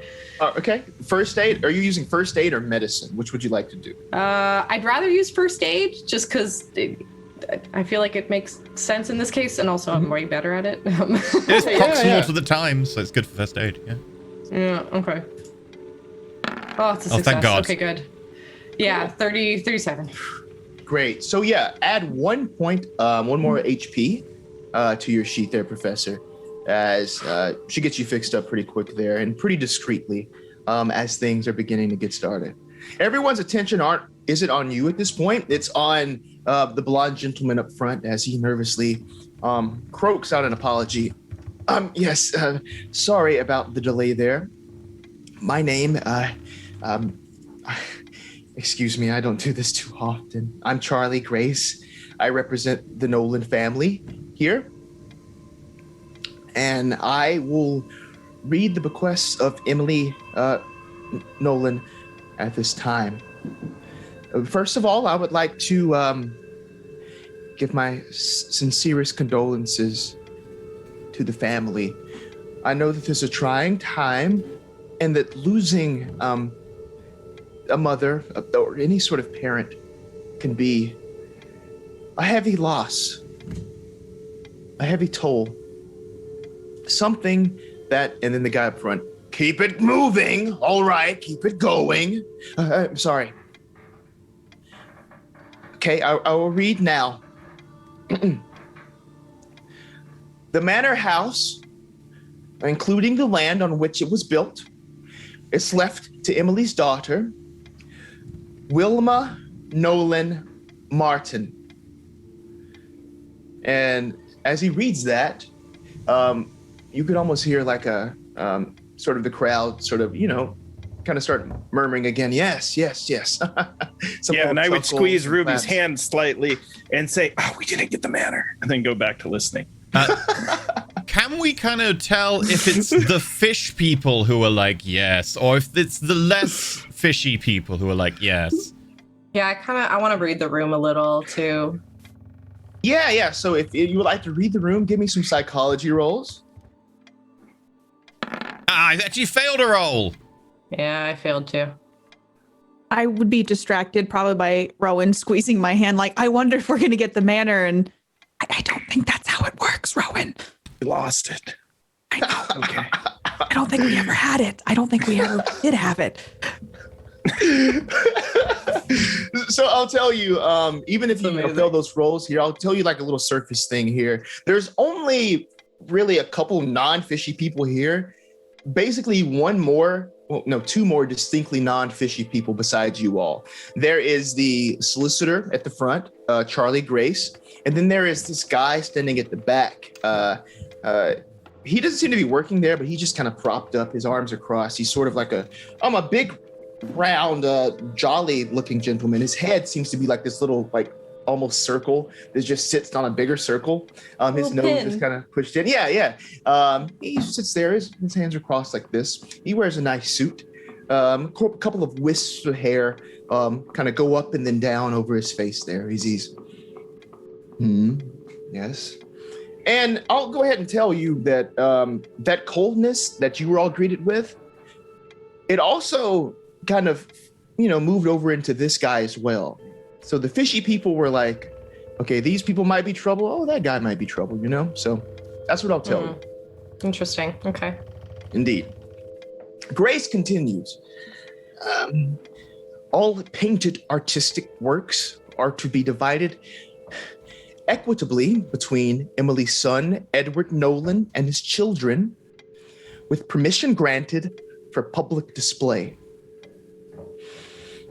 All liquid assets and saleable stock are to be divided 40% between Emily's surviving children. This is split evenly. And 60% to the esoteric order of Dagon under Edward Nolan's power of attorney. The contents of Emily's library is hereby bequeathed in its entirety to the esoteric order of Dagon under her son, August Nolan's power of attorney. And as he says, August Nolan, the big guy, yeah, that's right. All right, I will get the books, yes. He says. Grace continues. All family records go to Emily's daughter, Wilma Nolan Martin. All the materials of religious significance go to Emily's daughter, Wilma Nolan Martin. A key to the safe deposit box at the East India Marine Merchants Bank of Innsmouth, and the contents of this sealed letter, which is to be read privately to great-grandchild Ruby Wells of Poughkeepsie, New York. You see Ruby's eyes get wide and just kind of like tries to stifle a sound and any sort of weird face contortion. I'm staring at Ruby like Ruby's trying to keep it cool right now, like just. I look over at Alice and my eyes are just like bulging out of my head. They genuinely might be. He might Almost be. probably literally, yeah, at this point. what? Is her mouth unusually like tight? She looks like you've always known her. Oh my god. You did describe her as homely in the first episode. Yes, she is homely. Well, What hey. the ever-loving what? Okay. So as Oh my. as that happens, you aren't the only ones with that sort of response. All of the Nolans in the room, they look at each other in confusion, like, what the fuck? You know, and they're like, the serpentine woman clutches her pearls, looking around. The atmosphere in the room twists from, this pleasure and these chuckles and laughs to ice cold hostility. And you mentioned that, you're trying to keep that neutral appearance, Ruby, but your companions are like, oh, what? They all look at you at that point and like, oh, this might be who this is. August, the big guy, marches straight up to the solicitor. I want answers now. Why did my mother name this outsider? Who are they? What's in that security box? I demand to know this now, as he begins to grab the guy and starts shaking him. What are you all doing? I'm gonna Now, here's get a up. question. Okay, go ahead, Alice. Oh, I was just gonna go up and be like, take it easy, big man. Did he point at Ruby when he said outsider? Yes. I say, excuse me, jerk off. That's my wife you're talking about. And I would throw my hat on the ground. I don't care if she's your wife or who she is. I don't know what's going on here, but I want answers. Okay? I'm going to lean in to Ruby, since Ruby's the only one who hasn't gone directly forwards just yet. I'll go, okay, this is somewhat strange. Maybe you should get the key and we should go and look at that deposit box before someone else. You can see that Ruby is visibly like shocked and kind of shaken. I and gently especially like now put a hand, just pat her shoulder very lightly, be like, I'm sure there'll be answers. I take a deep breath. I can handle this. I'm gonna handle this. And I slowly stand up Excuse me, sir. I am Ruby Wells, and I would like the key, please. Do you think you're one of my family members? I've never seen you. I've never heard of you. Who do you think you are, barging in here and stealing what rightly belongs to my family? Technically, legally belongs to her. You're really not Apologies. going to respect an old woman's wishes. Old woman, that's my mother you're speaking about. She's dead, dear. How dare you? All right. At this point, Rowan would try to give Ruby the spotlight and be like, okay, let's simmer down. Ruby's head prevails cooler than Alice and Rowan's. I would like to say that do you not respect your mother's wishes? She's the one who named me. I will be honest, I don't know why, but there must be a reason. I don't come here to harm any of you, and I'm here to find out more myself. I don't know why I would be named in her will. Me neither. It must be some mistake. And he spins back around to the solicitor, goes up, begins shaking him again. Please stop shaking him. You don't tell me what to do. You are an outsider. You are not one of us.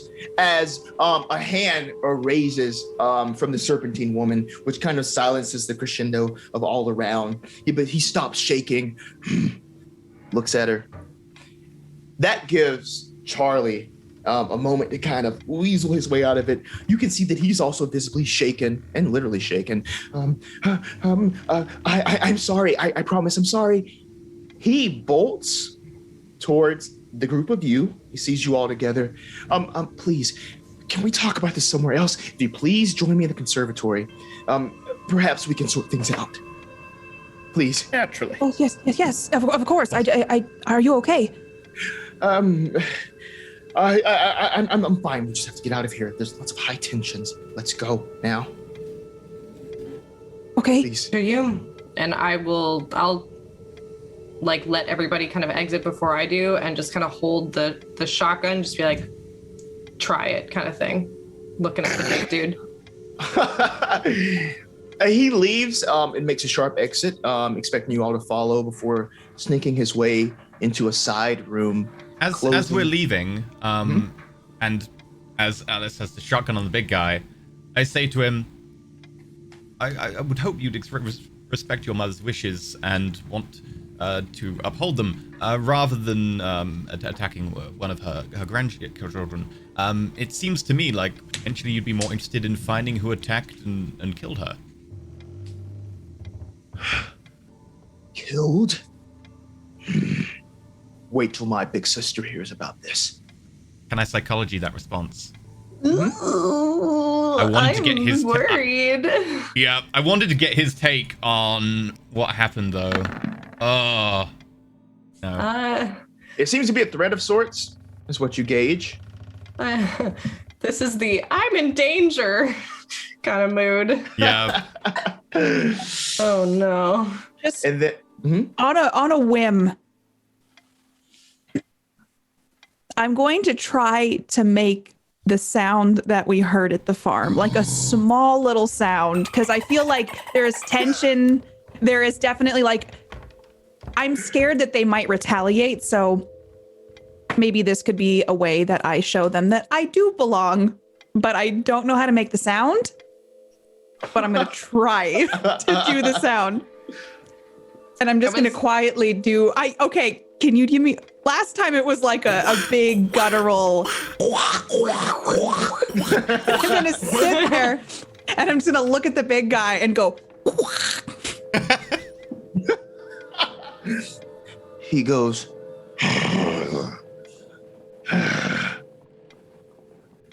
this again starts this huge uproar in the room as they're just like, what? How? Huh? Like, what?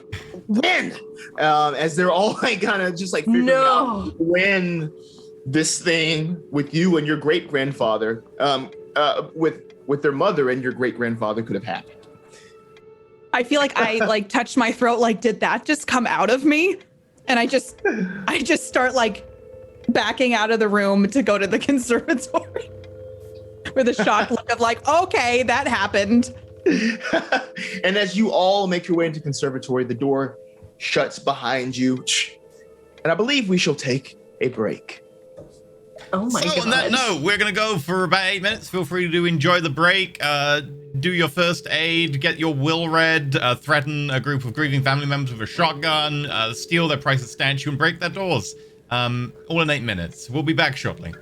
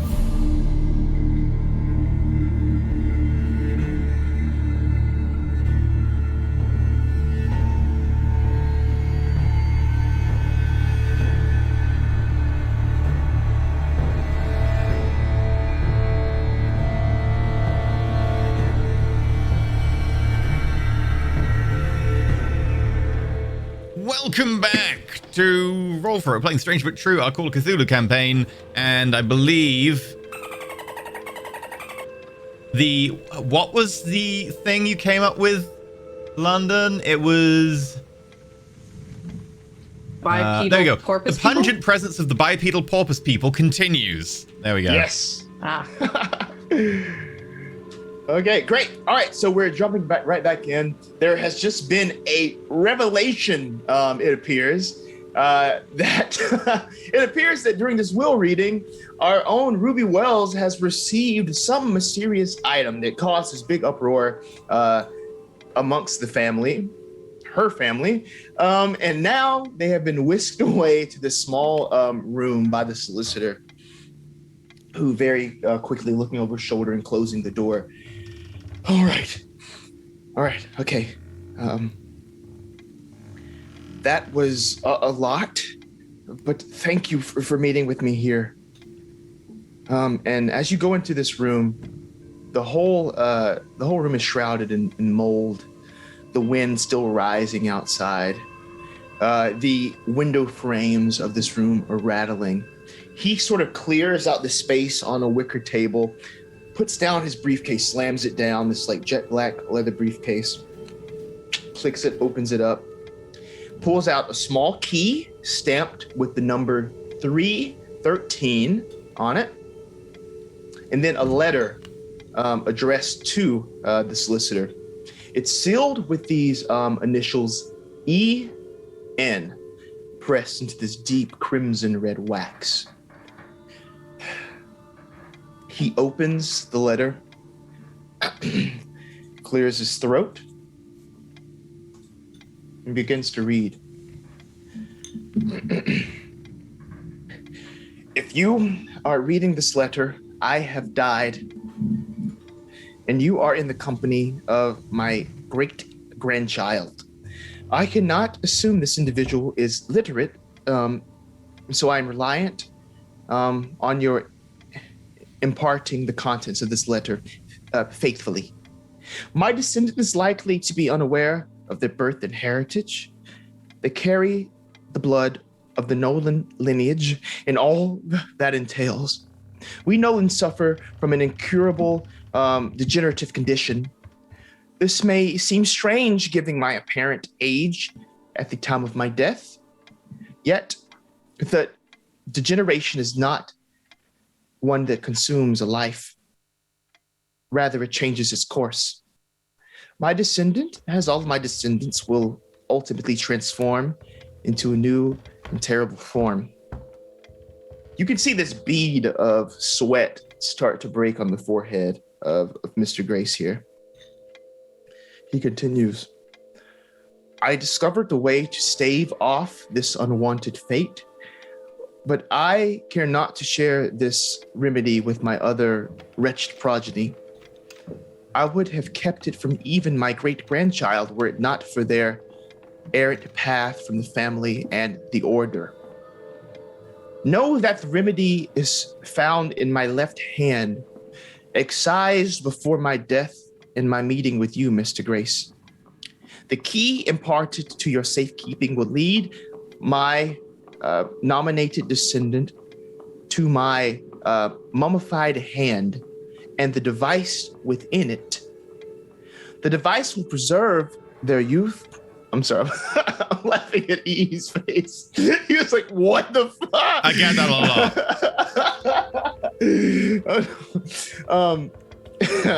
This device will preserve their youth and humanity, but they will not know how to work it without aid from the alchemist.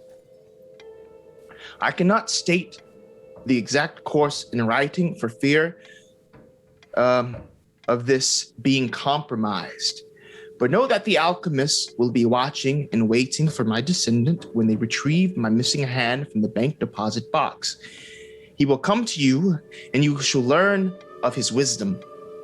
None of my other children should receive or claim the device within my missing hand. If necessary, I implore my descendant to take measures to prevent another from spiriting this treasure away. Destroying it is not advised, as to do so would cause would I'm sorry. This is her handwriting was a little It is really shoddy difficult, here. yeah. Something this power of the gods should. I'm not sure what it says. To my great grandchild, tell my great grandchild to use this power. It would be to snub the very power of the gods. Snub the very power. Thank you. Thank you, sir. I'm used to reading bad handwriting. Academia. I can see it. Tell my descendant to trust not a single member of the Nolan family. I include myself in this declaration, for I have let the blood of others flow and murdered to remain whole in my form. I have lived more than anyone ought. They must know that the only truth I've written is this one. If they do nothing, they will transform and become Dagon's child. This boon I grant solely to them and to their own children and none others. Let the order rot and the rest of my family with them. Let the mother take me. I'm ready. Emily Nolan. And now as he finishes that, dude, this guy is a moist wreck. Like he is just like sweating profusely at all of this. He's trembling even. I offer him the perfumed handkerchief. I just hand it to him. Okay, give me a charm roll with a bonus die. Okay.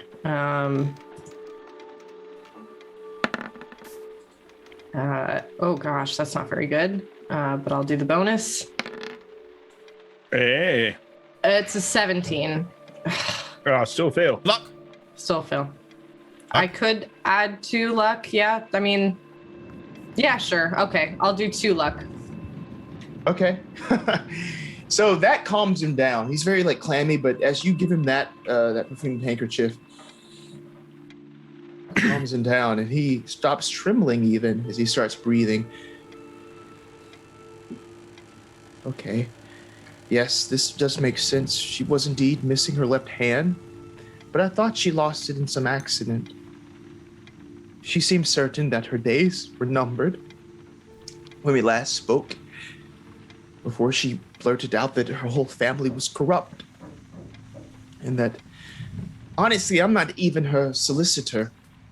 I mean, her son, Edward, he represents the family, but she entrusted me to do this since I'm on the outside.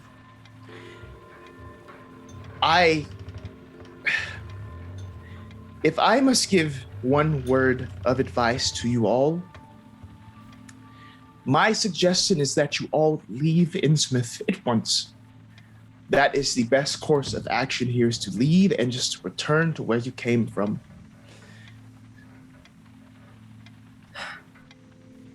I'm just standing there in shock because I have just been told there's a mummified hand in a box waiting for me to preserve me from turning into a... Dagon's child. Yeah, Dagon's child, which I have no idea what that means, but I'm like...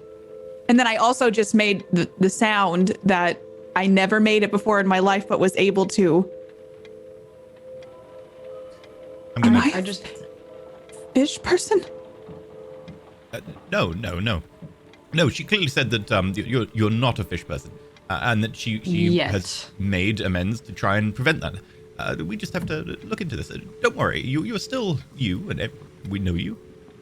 You're the person we love very much. But she was family, and I didn't know she was family, and now I'm getting her mummified hand? It's a bit strange. Technically, you want the device inside the hand. The hand itself is merely a vessel to carry the remedy. What about this alchemist? And I look over at the guy who read the letter. Do you know anything about this alchemist? The alchemist. I am not quite sure who that is. Psychology? Yeah, you can psychology if you like. Yeah. Yeah, I might telling do that the too, truth. actually. I massively fail that, as I do every time. Oh, I got a hard success. You can tell You can tell that he genuinely doesn't really seem to know who she's referring to in this. But apparently this is somebody. Are they with the hand, perhaps? I don't know. But apparently when you get there, they'll be waiting or something. I don't know. Okay. Well, Is this family capable of bad things? Like, are they gonna come after me because I have this? It seems so, according to this letter and to her demeanor. And the demeanor of Yes. everyone in that room and what we saw of them a few days ago.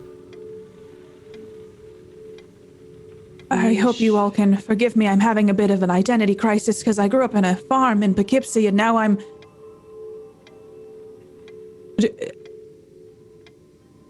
And you see her, like, if there's a chair or even if there's not a chair, she just kind of like sinks to the floor or into a seat if there's one nearby. I'll go over to her and kind of like just hold her, like help her down for a minute. Yeah. Did you hear? If we haven't. Did you hear the sound I made? I make What- sometimes. I get What was so stuck in Rowan my gonna throat. say? Yeah, for Grant. No, yeah. If we haven't yet, let's get her eyeglasses back on her. That'll help, and maybe her scarf. Let's help her feel a little more like Ruby for a minute. Do you want to switch back? Yeah, but maybe not in this room. There's 3 men in here. No. There's the water closet around the corner. Oh yeah. If you'll excuse us, We could just go back to the hotel. we could just go back to the hotel. I could maybe get some more medical attention. I'm having trouble lifting my arm. Oh yes. Did you get hurt? I felt He fell through a ceiling. I at that point I'll like kind of snap out of it and go over to Rupert and see if I can use some first aid and check out any way to maybe help. Yes, you can. Ruby, take your time. Alice has given it a once over already. We can do this when we get back to the hotel. No. You are. There is blood. Hotel? You're going to the hotel. Listen, you must leave Innsmouth at once. You can't go to this hotel. You can't stay here. You We're must going go. to Ipswich. Okay, but then don't come back here. Go. Listen, go further, please. Go. Where are you from in the first place? New York. Money making Manhattan. That is the perfect place. Actually, take me with you. I'm leaving myself at once. I don't plan to stick around. I'm not staying another night here in Innsmouth. I am leaving at once. That's probably a good call. I was going to ask if you were going to be safe or not, and I can't imagine after that reading that you would be. You know what? We'll be on our way back through Ipswich. Stay at and I referenced the hotel we stayed at last time and the person on the desk and how lovely they were. And I say, if you stay there, we can swing past and then pick you up on our way out. Oh, the Grey House Hotel, you say? Okay, yes, I will meet you there. I'm going to pack up my things here. He closes the briefcase. Okay, I'll be there. On your way out of town, which must be immediately, I'll meet you there. Listen, I know she bequeathed to you this thing. I'm not even sure you should go get it. I would just leave as soon as possible here. She did say not to even trust her in the letter. Well, we'll just keep our wits about us. But this East India company with the lockbox, we should at least retrieve it so nobody else can have it. That's the local bank. East Indian Merchant Marine Bank of Innsmouth. That's right. We'll head there quickly, and then we'll meet you at the hotel and get ourselves out of here. Okay, all right. And he picks up the briefcase, goes to that wooden door that just creaks as it opens, and kind of there in the doorway is Edward Nolan. Closed. Excuse me, sir. Hello, everyone. I'm sorry about my siblings and the uproar that happened today. I believe I wanted to introduce myself to you. I'm Edward Nolan. and it appears that we're family.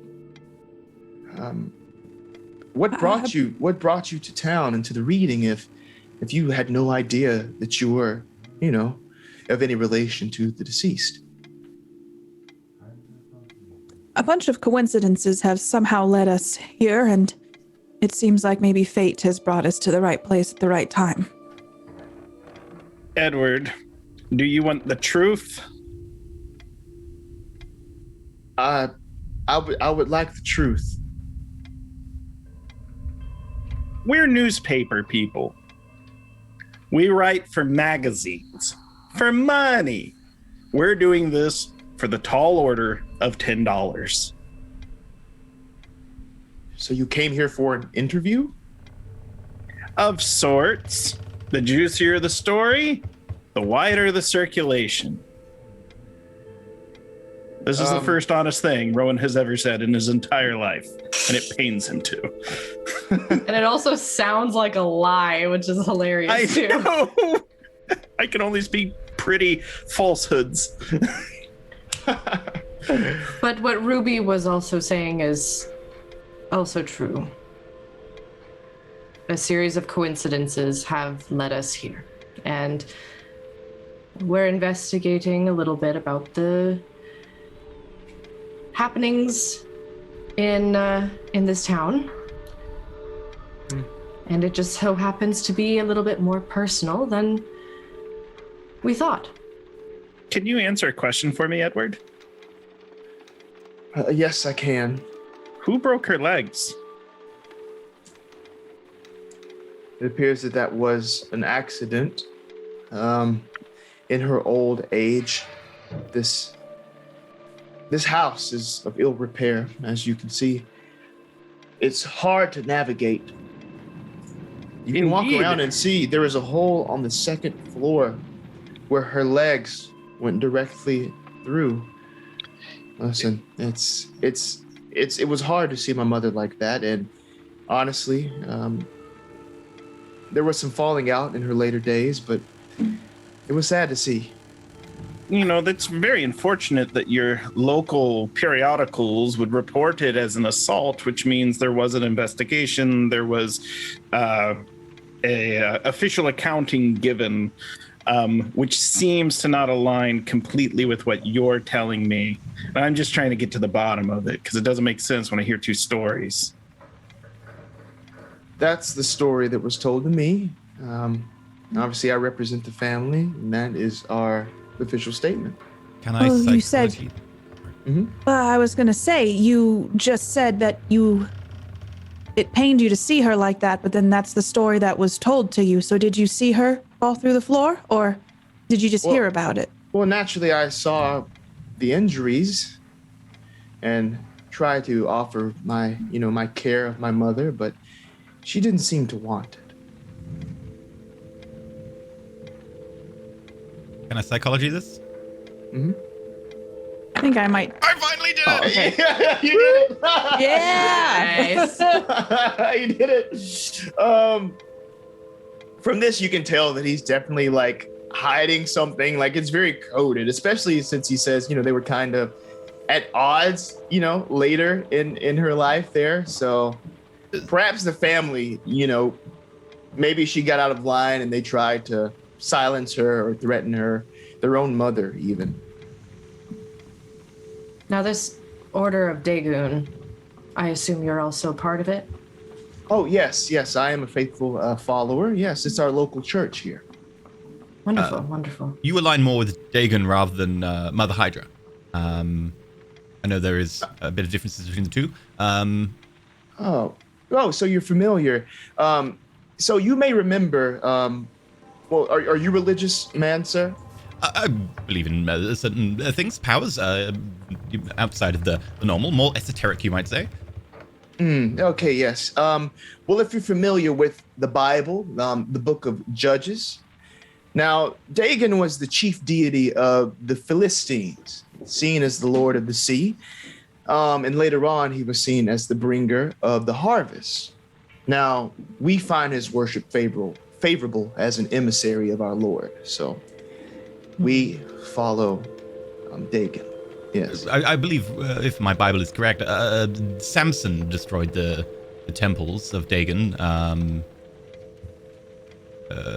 You say that it survived the traditions, and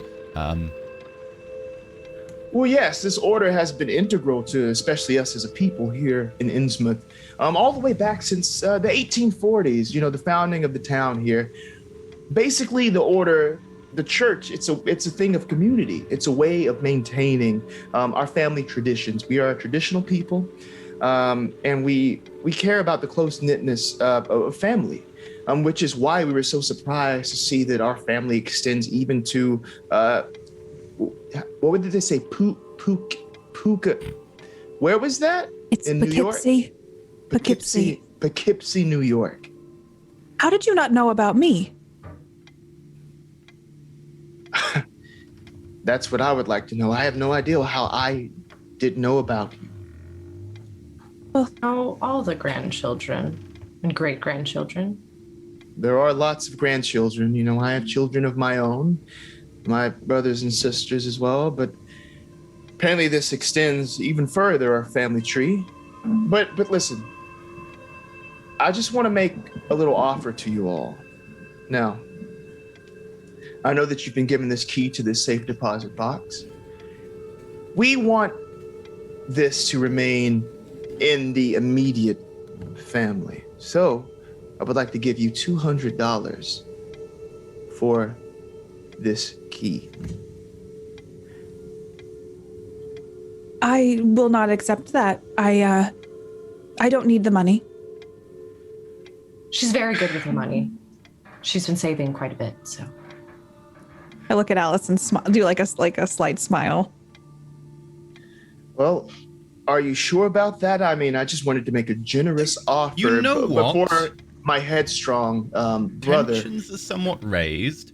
Maybe we can think about your very generous offer and get back to you in a couple of days' time after we've had time to cool heads prevail.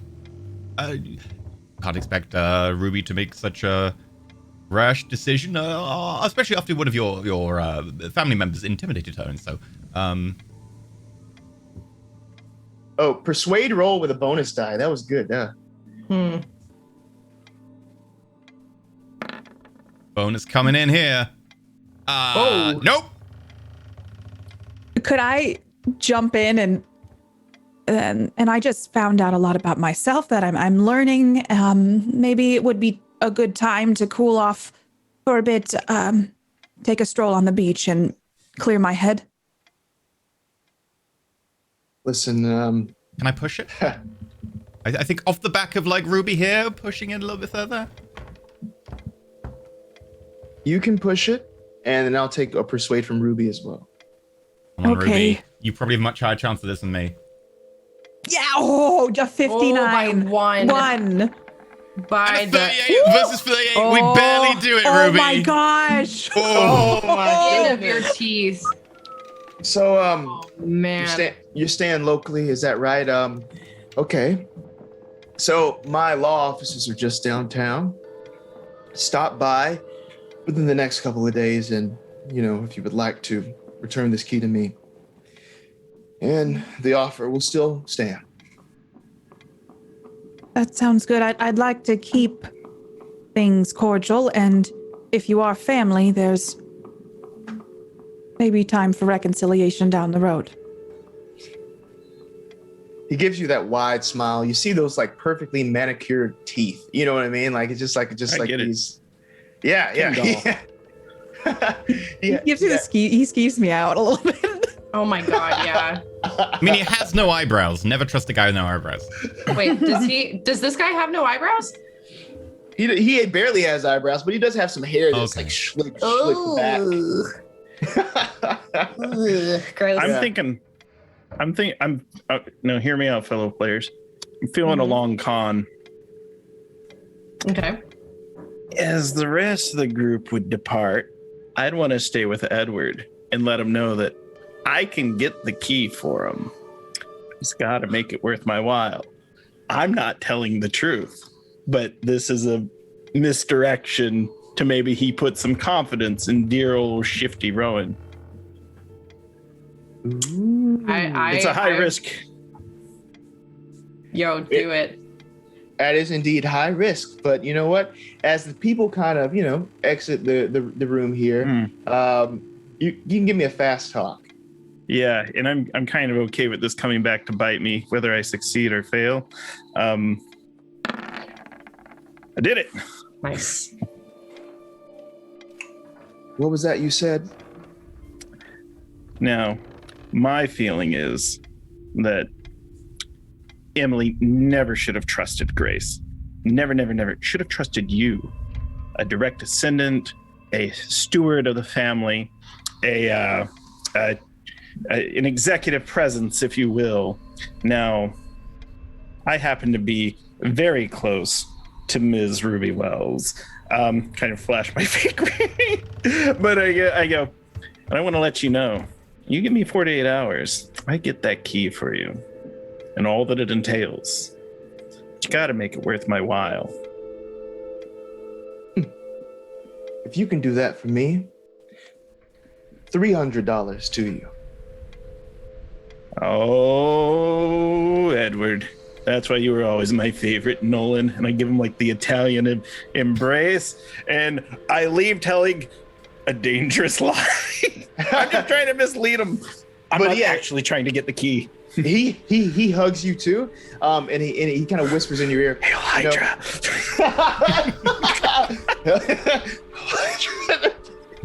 Dagon, you beat me to it. You beat me to it. Yeah. Oh no, but he says, I was my mother's favorite as well. Don't tell the others. All right. Now that I've embraced the skeeviness, I'm gonna go catch up with the others.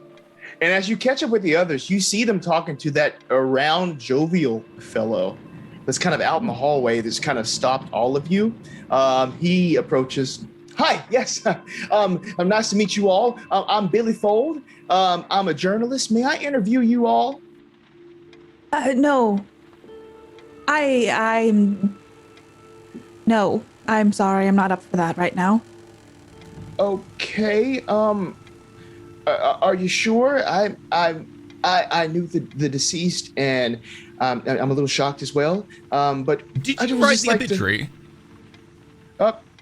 I did not actually, but I was very close with the deceased. Might we ask how she passed? Yeah, she passed under mysterious circumstances to my knowledge. How I so? am going to psychology that. You can. But It's a success. 28. he's not lying. He believes what he's saying. Oh, shoot. Okay. Mysterious circumstances. I believe the family did it. Oh, my. Well, maybe. Yeah, I agree. Is there any evidence? Listen. There is. But if you let me interview you all for a paper, perhaps I can tell you some things. Why don't we take up his offer? Maybe we can take a number of your office or something, and we can call you. We should speak to him now before we leave. There's a diner here. Maybe we could all go to the diner and get some coffee. Yes. I believe the diner might be closed. Hotel room. Let me just. I don't think it's safe that we go in public right now. Anywhere in Innsmouth? Okay, may I? And he kind of ushers you away to another room as he's looking around, seeing where the family is. All right, okay. Listen, I know the bank manager and I know this family, and I really think that you are in trouble here. The bank manager, he's going to need a call ahead of time to let you into the vaults. but I have a feeling that this family's not going to let you get there. So going downtown, you're going to need some sort of escort to get to the bank. All right, my name's Billy Fold. I personally knew the deceased, and I knew that she was having problems with her family here. It was my suggestion. I suggest you maybe, I have a car. We can kind of drive around the coast, circle around, go into town from the opposite direction, see if we can get to the bank that way. And I'll contact my contact there just to get you in and out as soon as possible. But we shouldn't dally around here. Can I psychology him? Because this makes me very nervous. Yeah. You can, yeah. Okay. I'm wondering if this guy is the alchemist. I failed. No. Mm-mm. Does anybody else want to try it? You know what? Yeah. Nice. All right. Yeah, 48. I got a success. Yeah, sincere. He seems sincere in what he's saying. He really seems like this guy is not on the same side as these people, and he's like, yeah. He's sincere in what he's telling you. Out of interest, have you heard of the alchemist? The alchemist.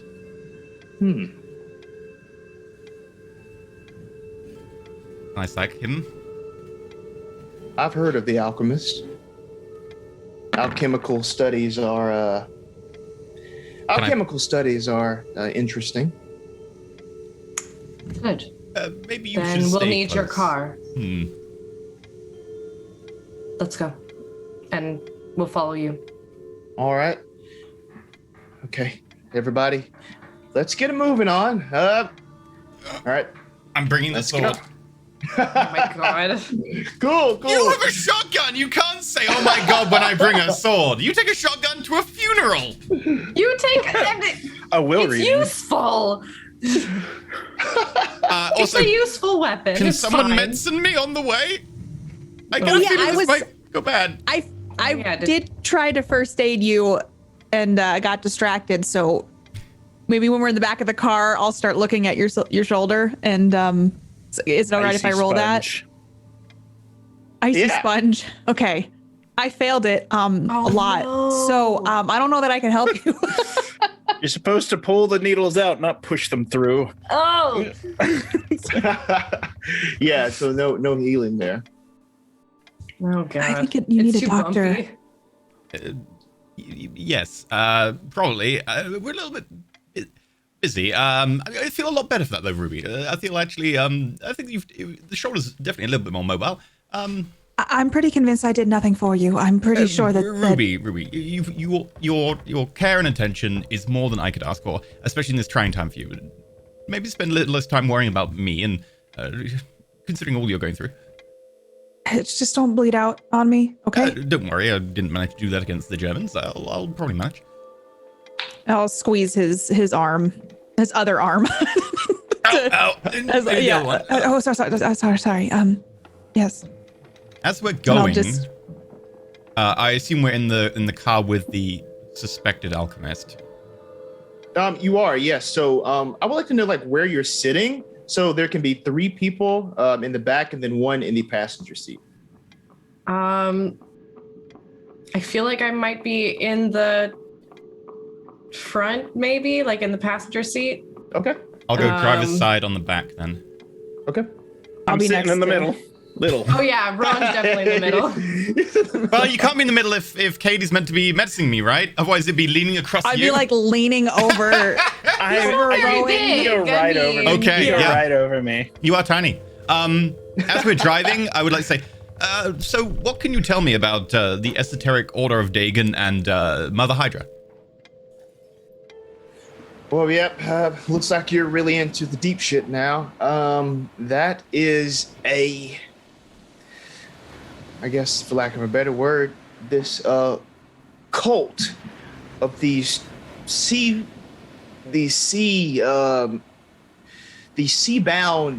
beasts. You can tell that the people around here aren't exactly normal. They hold the blood of the sea.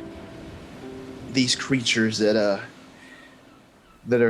truly unholy, and it appears that you have that blood as well. But I knew the deceased personally, also possessing this blood. This is too nice of music. This Yeah, sounds it's very nice. It's very calm and I was like, ooh, chilling. this is getting sentimental. I knew I loved her.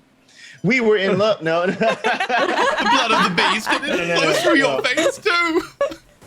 She We was don't need so that. old, but so Loved her so. But beautiful. Oh my goodness. But that's the thing. So you're hearing the sea as you're driving past this place, and he's explaining that these people worship something dark, something dark out there.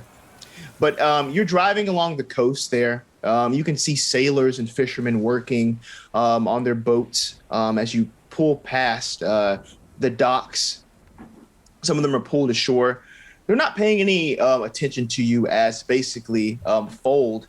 He is speeding along these roads here. He's whizzing past on this clear road here. The route, it eventually climbs this sort of steep slope, winding along these dank, dilapidated cottages that dot the landscape on the side. Again, kind of circumventing the town before eventually he makes a turn that'll lead you back towards town, kind of on the other side, heading towards the old town square. Eventually, you are losing sight of the harbor. But may I have spot hidden rolls from everyone here? Well, oh! Extreme Ruby. success. Damn. My eyes are closed. I'm out like a light. I'm too interested in like the esoteric order of Dagon talk going on. Car rides just put Rowan right to sleep. Just, you know how like kids like they'll fall asleep in the car? He's probably got like his Oh my shoulder on Rupert and it's really kind of a little bit awkward. He's sleeping on you. You had a long day. It's all the A lot of excitement. all the scheming. He got married twice My today. wife. He got married twice. He got married, divorced, married again, and he found his brother-in-law. Yeah. Beautiful. Just beautiful. What you see, Alice, and especially Ruby, you see this before anybody else does. You see this huddled gang like lining the ditches along the road up ahead. Oh no. I'm gonna make a roll myself now to see how this driver reacts to this. Okay, cool. You hear gunshots ring out, doosh, doosh, as the car like dodges and just like moving out of the way of these gunshots that seem to have been coming from these ditches on either side. Can I fire back with my Webley? You could, yeah, if you wanted to roll the my window God. down and kind of do that. But again, you don't really see where this is coming from. It's mostly just to like keep people's heads down rather than actually to try and hit anything. Okay, cool. So go ahead and make a shot with your firearm. No. Oh no. Cool. Yeah, so it doesn't really do much as you try to fire out of the window with your own gun there. At this point, Fold is like freaking out. Oh, what do we do? What do we do? And he's zooming, and as more fire comes towards the car, there is a second shot. Oh Let's no. see about this one. Oh no. It shatters the windshield as the glass like falls into the laps of Alice. There, you can feel this like coming at you. Ow. Again, the car is like swerving at this point in time. He's gonna make another drive auto roll here. Is there more actiony music? Got an 8. I need action music.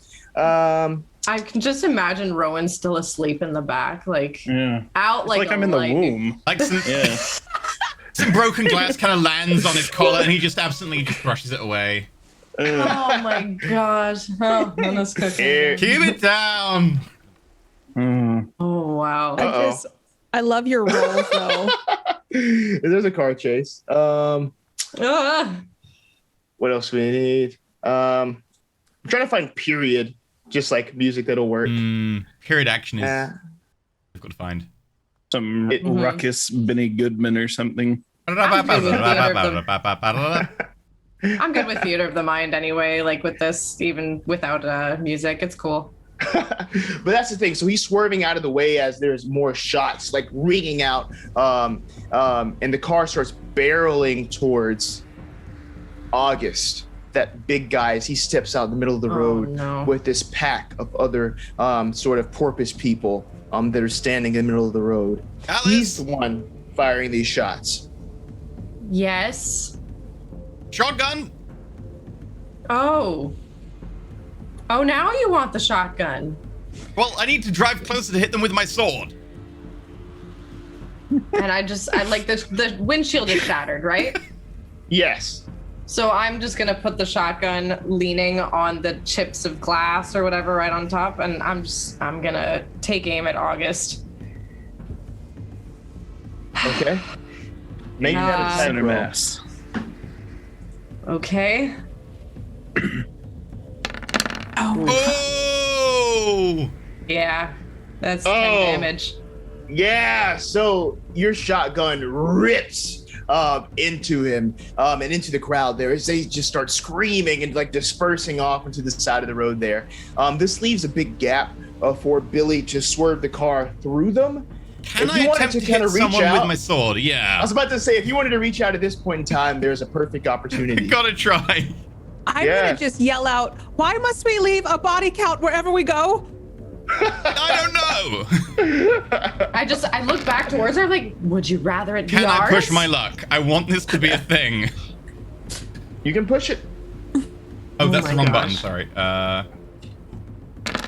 No! I'm really tempted to spend 14 points of luck. I'm so tempted.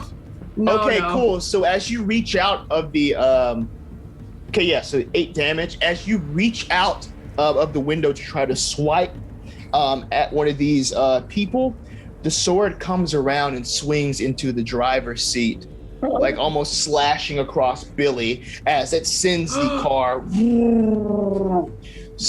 like just like veering sharply to the right.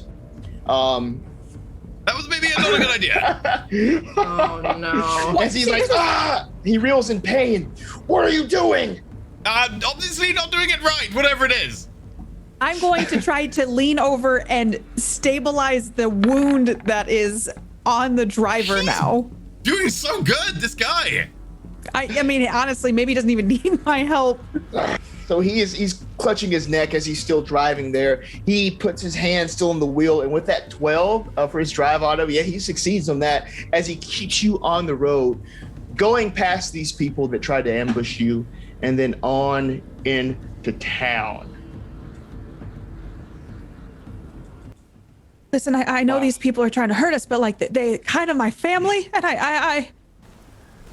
Oh, Ruby. Would it be easier if I drove?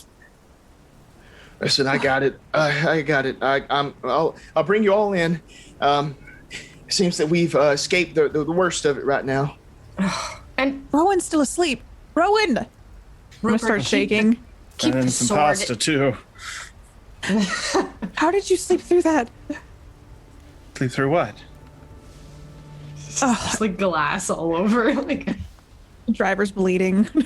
He's been stabbed! Yes, it will. someone calm him down. Here you go. Here's a piece of fruit from earlier. All right. And after a while, you see yourself kind of moving closer into the center of town there. Again, it's pretty empty around here. You don't see any of these hybrids out and about, especially anybody of the family. It appears that they were all, preoccupied. But you escaped from that ambush as you pull into the bank parking lot there. Now, Billy parks. All right, I'm gonna stay here, and just keep an eye out on everything. You better go inside. I've already contacted. I made a phone call to the manager inside. He'll let you in. Oh, okay. Can I help this man? Like, can I at least try to do some first aid on him? You can. Okay. Do you mind if I take a look at that? Please, it would help me. Okay. Oh. Oh, natural 100. Oh no! Do you want to push your luck?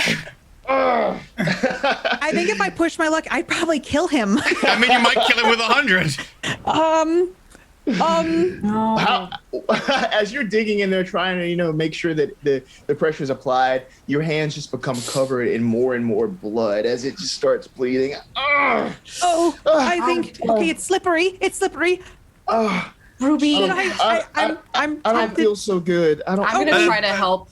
Yeah, Alice, you can maybe guard the outside with him as well. You three go in, try to get whatever desiccated hand it is, No, and then listen. get back in the car. Listen, okay, you should y'all should all go. Don't split up. I promise. I'm getting a little woozy, but I'll try to keep an eye out here.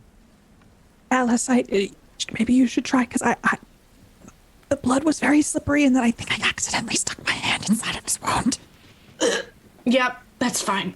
And I'm gonna try to maybe staunch whatever damage that Ruby might have done.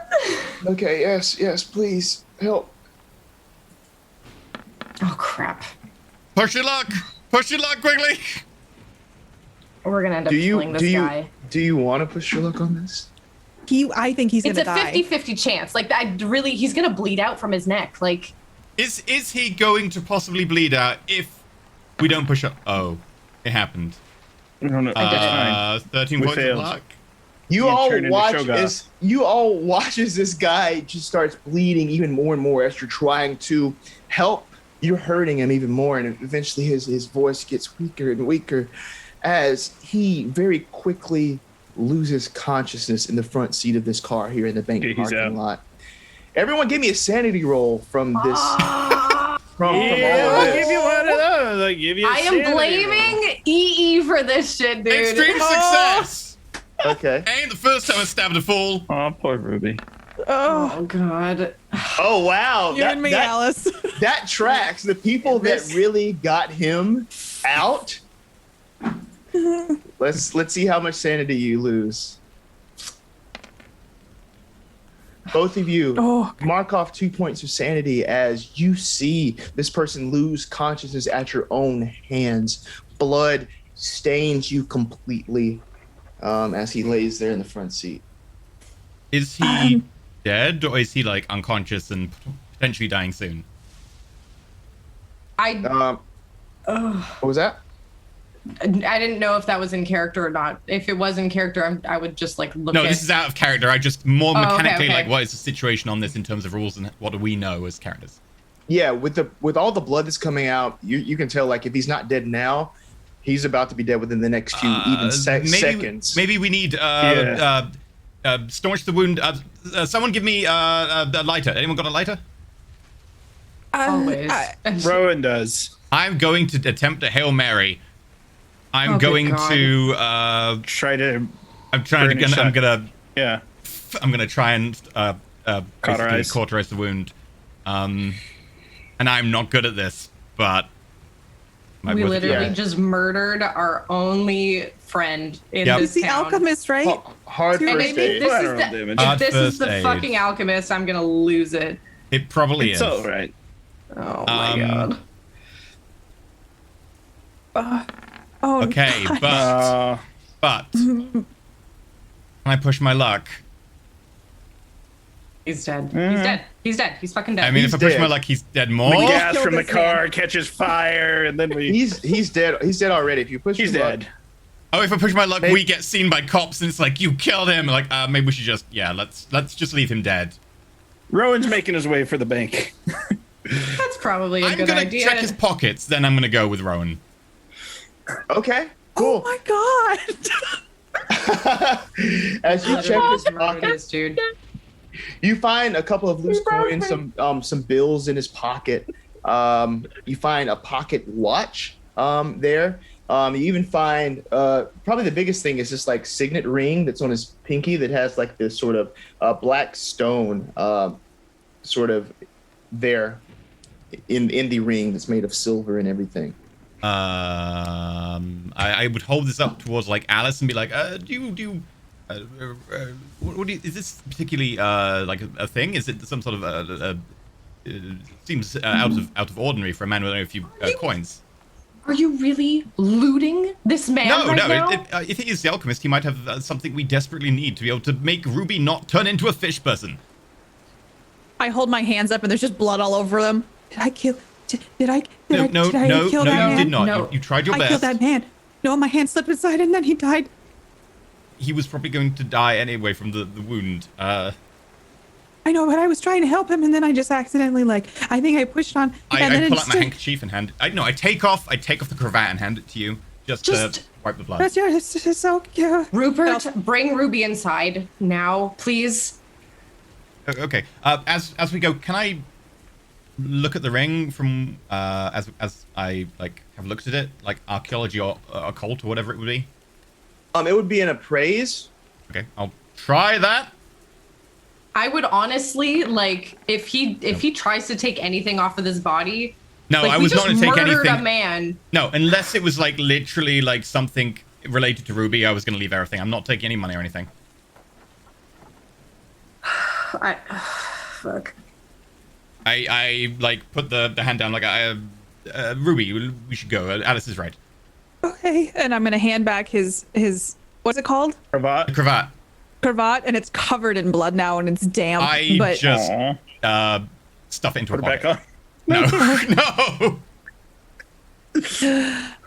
That man was very nice, and then now he's dead. Okay, do we go inside now? Yes. It was jovial. London, I'm hoping that I can get into the bank before the rest of the group, because I want them to have a moment to compose themselves before they come in. And I mostly don't know what happened. I got a pretty good nap, as far as being tossed and turned in a moving vehicle.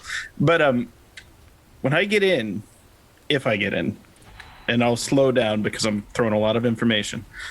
Essentially, it's just going to be like, you're the alchemist? Well, you're going to get in. If you ain't, get him here. Or her. Bring the alchemist. I'm essentially going to try to play myself off as a shot caller, so when Ruby gets in, I've prepped the stage. Okay, so you said that to the staff once you go in? Where's the alchemist? Oh, yeah. Okay, cool. I'll tell you a little bit about the bank as you're going in. It looks more like an old mid-19th century stronghold than a bank. There's almost towers on the corners and a big gate. Yep. So yeah, once you're in there, the sort of silent staff, they all look at you, especially the guy that's right behind the front desk there. Alchemist, not quite sure what you mean. Listen,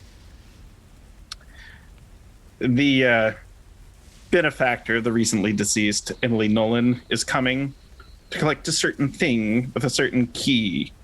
Oh, Nolan, Catch my drift. Yes, we had a Billy Fold called earlier to let us know that you were all coming.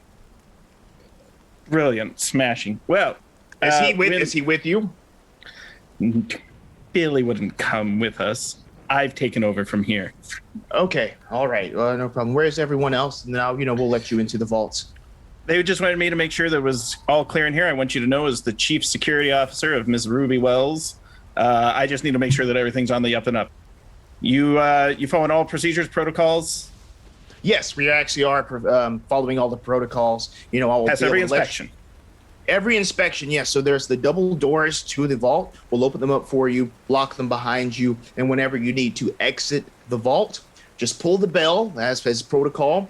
We'll come open up everything so that no one can disturb you in this. You seem trustworthy, and I admire your work ethic. I won't audit your logs this time. Well, let me check for them. I'm checking. Are they coming? Because I can't keep this up much longer. Just outside, I would be once, and I do the dad thing to Ruby. I'd be I'd just get the spot of blood away from there, and I'm wearing a white blouse. Would there, or we never changed, did we? No, so you're wearing a dark dress. Okay. Yeah. Oh, cool. You look wonderful. Okay, that kind of worked out. Yeah. So, okay, we're gonna go get the mummified hand. We're gonna go get a mummified hand. Look, And then where do we move him? And then we drive the car? Ruby, one step at a time. Don't think about anything other than now. Now, we're just going to go to a bank and we're going to make a withdrawal. You have a key. Just think about the next step. Don't think too far ahead. This is panic crisis moments. Just focus on the next step. You've got this. Okay. You are a very mature and responsible woman for your age, and this is just a bank. You're just going to pick up something from a safe deposit box.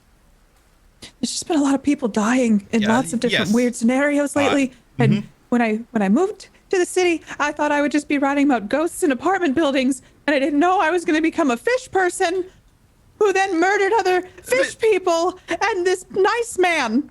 Admittedly, life takes certain strange turns. Am I killing my family? I'm killing my family, aren't I? Well, look, you can't choose your family, but you can, look. Certainly kill them? I don't know. I don't know. Look, Ruby, your family are the people you choose at the end of the day. These people just happen to be related to you. You can't help that, and I wish you could be related to nicer people, but that doesn't have to mean anything if you don't want it to. Okay. People around you, we are your family if you want us to be, and we'll take care of you. And Alice, with her shotgun, will always keep you safe. And I don't deny that. Oh, if I just think about Mittens, maybe I can calm down. What would Mittens do? What would Mittens do? Maybe it's a bad idea. Oh. Okay. So now we just get the mummified hand that has the secret to keeping me from turning into a... Just say the safe deposit box. Just the minimum. Safety deposit box. Just the key, open the safe deposit box, take whatever's in there, and then next steps. Okay. Okay. I can do this. I can do this.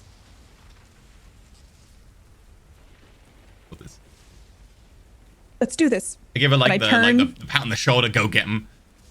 And I'll turn on my heel and start confidently or trying to confidently walk inside. Yeah, and you see them coming, Rowan, and you're able to meet up with them. The guy behind the counter, he kind of waddles out from it. He's like, okay, all right. Is everyone here? Everybody ready to go? Again, yes. Protocol must be followed. You must pull the rope. It will signal for us to let you out. Okay? Okay. All right. Okay. All right, let's go. All right, everybody. And he sort of leads you through to the vault. And as he's walking, he's like, yes, so my name is Horatio Smith. If you need anything, I'm the guy here. But here, the vaults are right up ahead. As he opens the door, this like big, heavy iron bar gate opens that up, leads you through, locks it, even with him there, goes to the next one. That heavy bar gate like swings open, leads you through that one, locks it, and keeps going. Eventually, you are in this very impressive vault. It's almost as if the sounds of the storm outside just almost seem to just like sort of fade away as you find yourselves in this enclosed space of the vault. It has 500 probably boxes in this place. They extend up and encircle the place. But box 313 is easy to locate. That number embossed on your key there. He says, all right, if you need anything, pull the rope. We'll let you all out. All right. Oh, okay. Thank you. And he waddles away and follows the process kind of in reverse as he leaves. You can hear the heavy iron twice before he goes back out. What do you do? Okay. It's 313, right? Mm-hmm. Yep. The box. Okay. So I would look at the group. Should I open it? Yes. It's your box. Oh. It's your legacy. Okay. And I'm just going to go straight to 313 and open it and take out what's inside. As you open the box, give me a Constitution roll. Okay. Oh boy. She's seen some things on the farm, so let's hope this tracks. Nope, it doesn't. There is this like terrible, sickly sweet and moldering smell that bursts out of the box, and it just meets your nostrils and it just makes you extremely nauseous. The feeling starts in the front of your head, but then makes its way sort of down your spine and into your gut that swirls and almost makes you want to hurl from smelling this. You see a preserved, but it's still almost like swiftly degrading left hand. It's clenched in a tight fist. You see these warped nail pieces that dig and sink into the flesh there. It's almost as if the nails never stopped growing, and now they're just growing through the skin, meeting that resistance, but then piercing through it. What do you do? That handkerchief, that's a new smell. That's okay. I don't think they mummified this very well. And I'm going to wave over to Rupert to have Rupert come look at it. There's different ways of mummification. Lack of oxygen, air drying, lack of water, lack of bacteria. It looks gooey. It looks gooey. Can I have a look at it with an archaeology roll and see if it was preserved in any way? Mm-hmm. They did their damnedest. Can I push it and get real close and give it a proper look? Oh no! Oh God. I love y'all pushing these rolls. I love it. It causes drama and murder. Drama's fun. Hard success. That's how we do it.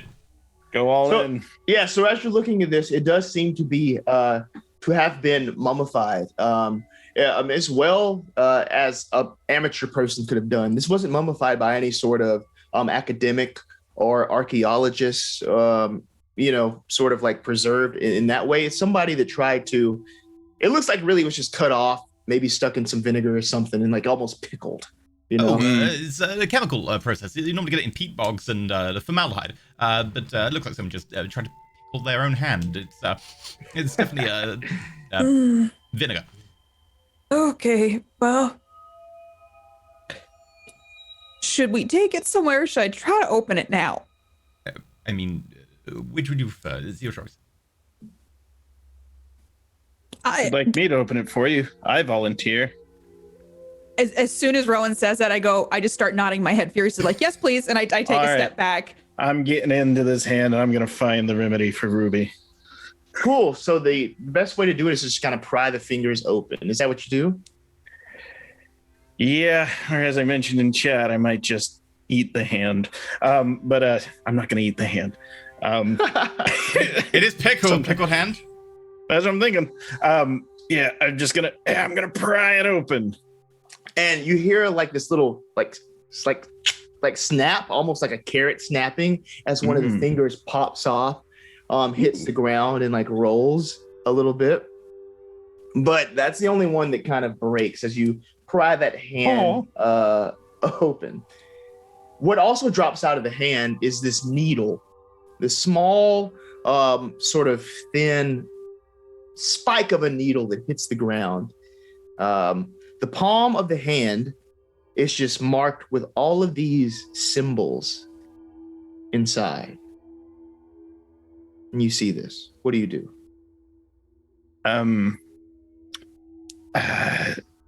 I probably did. Do I recognize the symbols at all from any of our past newspaper work, or is this clearly beyond my intelligence?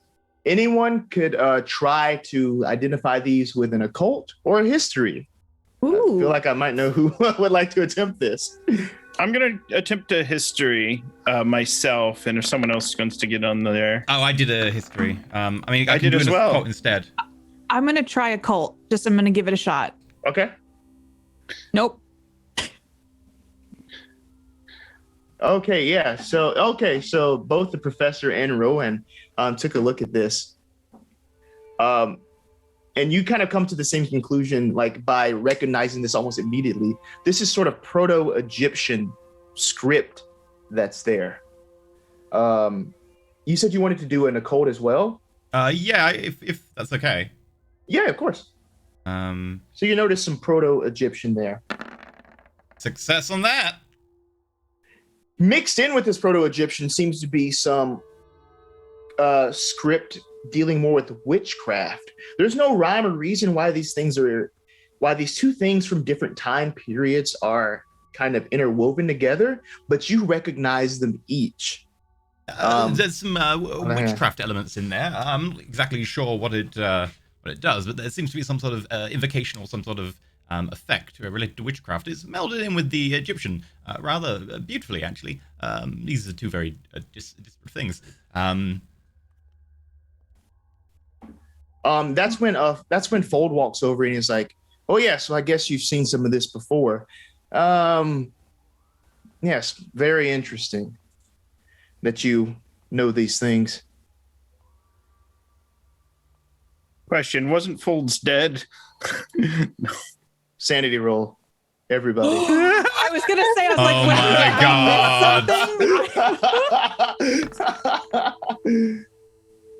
I got an extreme success. Hard success. I'm hi there. still in the car. Yeah. So Is his body still there? we don't know yet. I haven't been there. From what you can see, the body's still there in the car.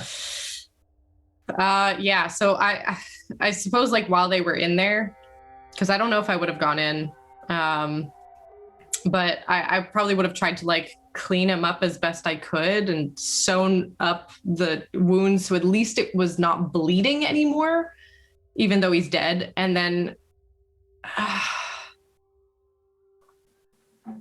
I might try to move the body. Where are you moving out it of to? the car, just out of the car, like to where the grass is or something. Just so it's not in the car. Cause Okay. Yeah. There's a couple of like bushes and things kind of on the side over here near the big sort of walls of this bank. You want to kind of stick it behind there if you wanted to. Yeah, I'll bring it over there. Like I'll just like I'll bring it over there and wipe him down and wipe myself down and just almost like say a little prayer for him. Just, and yeah, fuck, we just killed this dude. Christ. And as you're out there, everything is quiet. Everything is quiet around you. I'll do another sanity roll too there. Sorry. You don't have to. Oh, okay. Yeah, everything's quiet. But back in the vault, he's there. We can just disregard that. People in the vault that rolled the sanity and succeeded, yeah. So just take away 1 point of sanity, all of you, from seeing this person you saw die in the room talking to you. But he continues, yes. Well, all right. Now it looks like it's time to get a move on things here. I think I owe you an apology. It's quite all right. It's fine. Happens, I guess. Rather. All right. So this thing right here, and he bends over, picks up the needle.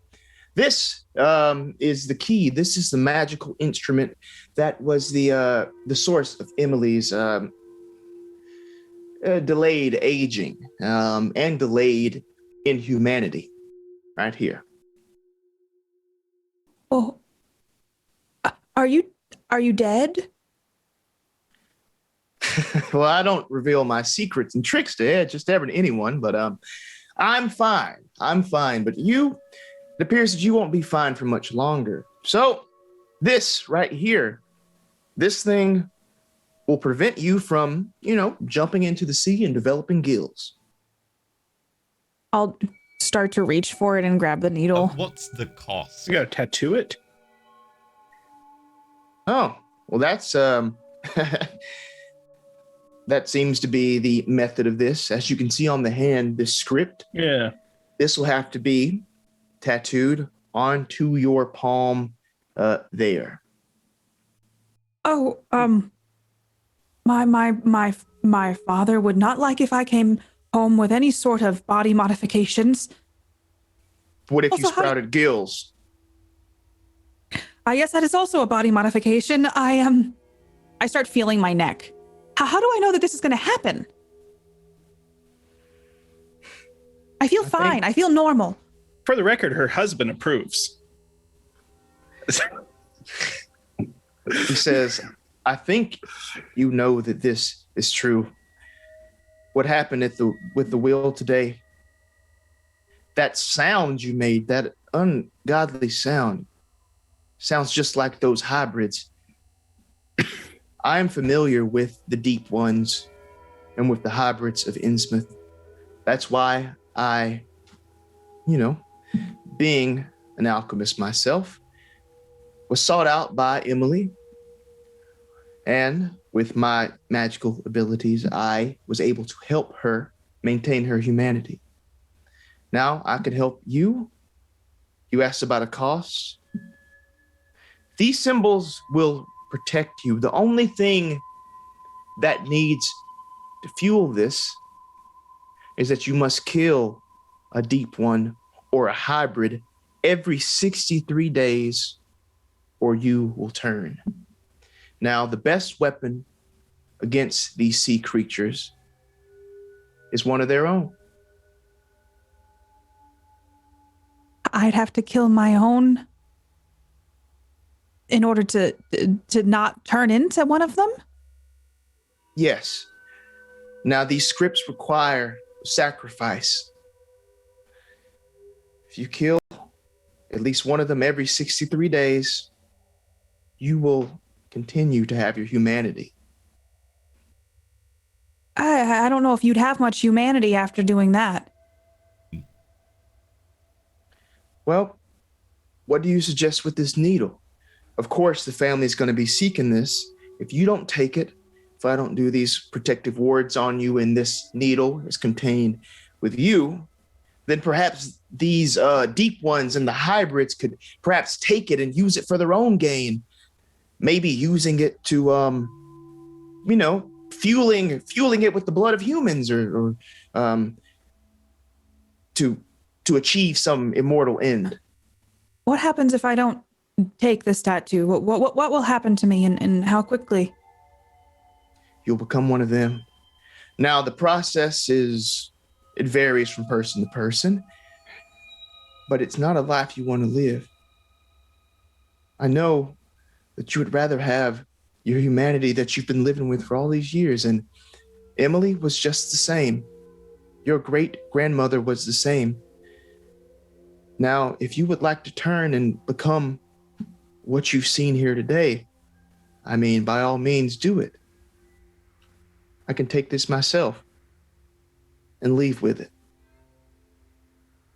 How did I end up in Poughkeepsie, of all places?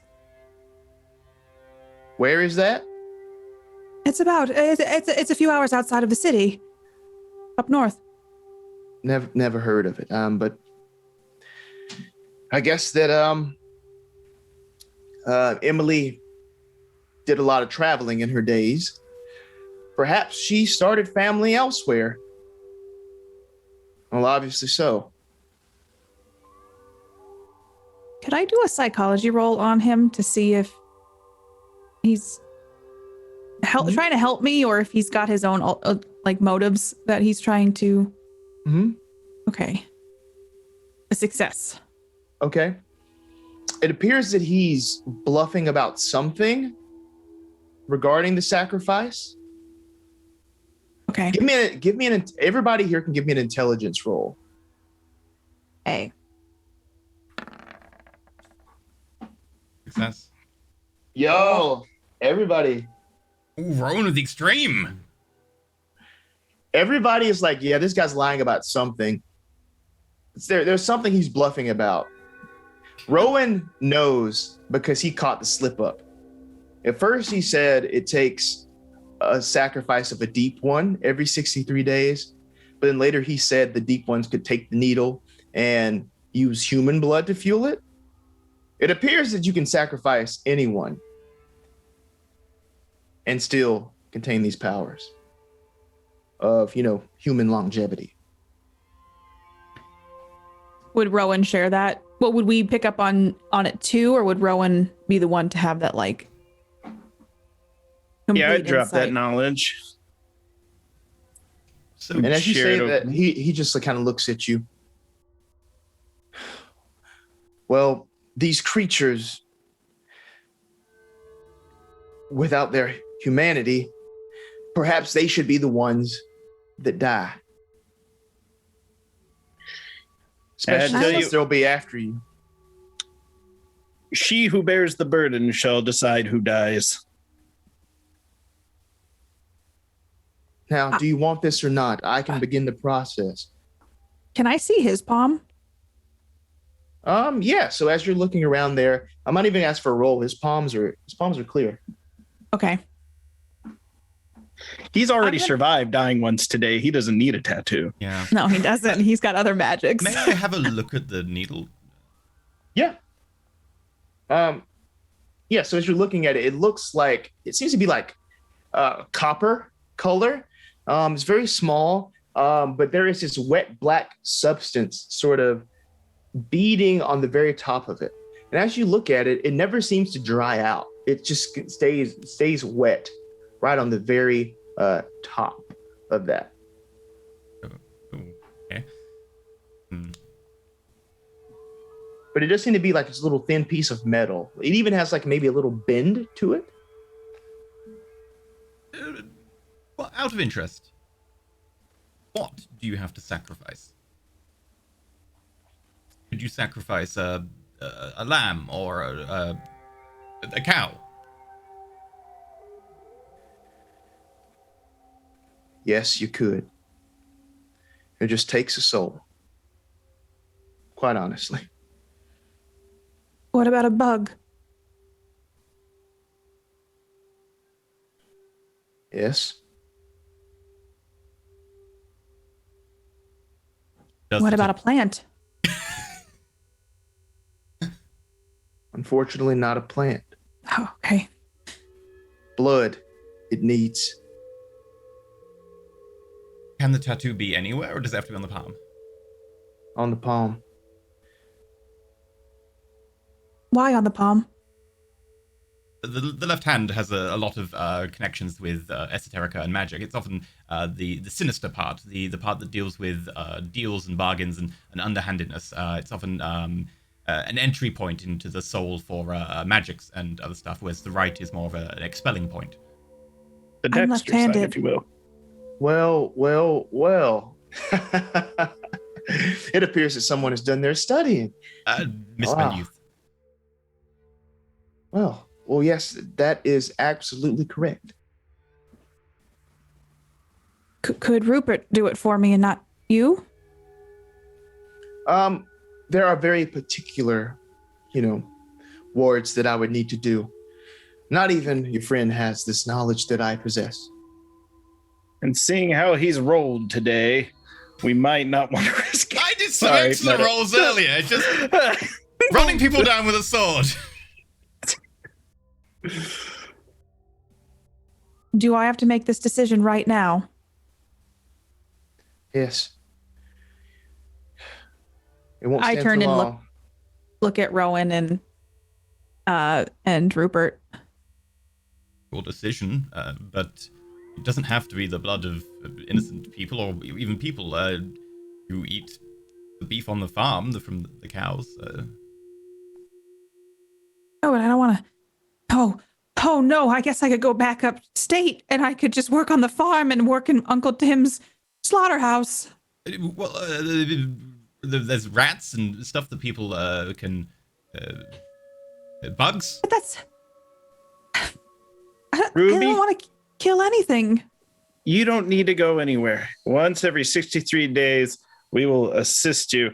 And I'm sure we can shop and find you a wonderful glove for your spook hand. Oh, I'll have a mark on my hand. The whole. I find it rather fashionable. I I look at the tattoo on the crumpled hand.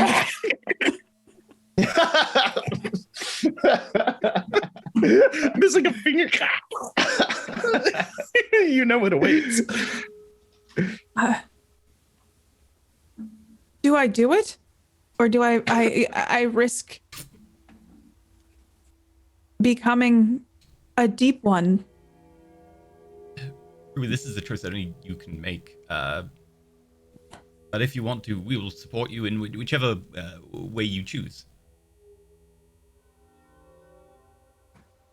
Is there anything I can do to see if I innately know I'm going to turn into one of these deep ones?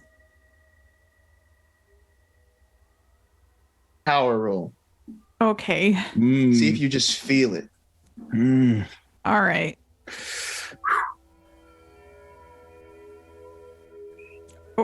Oh, sorry, I clicked it twice, but the first one, 49.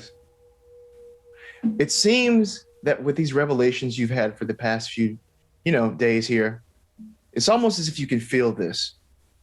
It's all coming together. It's deep in your soul at this point that this is your heritage and that this is what you will become. If you choose to become this, it's up to you.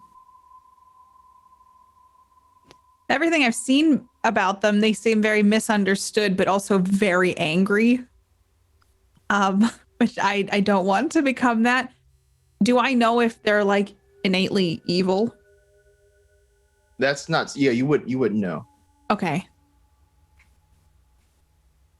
Well, here's the thing. I get the tattoo and then say I don't sacrifice anything in 63 days. And then I just become one of them, right? And then I just have a bad tattoo. What is the cost of the deal made of the tattoo? You're not making a deal with some sort of otherworldly entity for your soul or anything like that. Her and her soul? No. Give me the tattoo. And I procedure. I put my hand out. Very well then. I will now draw the wards. So you put your hand out, and the needle sinks into your hand as he very carefully and craftfully draws these symbols and scripts into your hands. It's painful, it burns, it stings, and as he finishes up, it's almost as if the needle itself dissolves into your hand.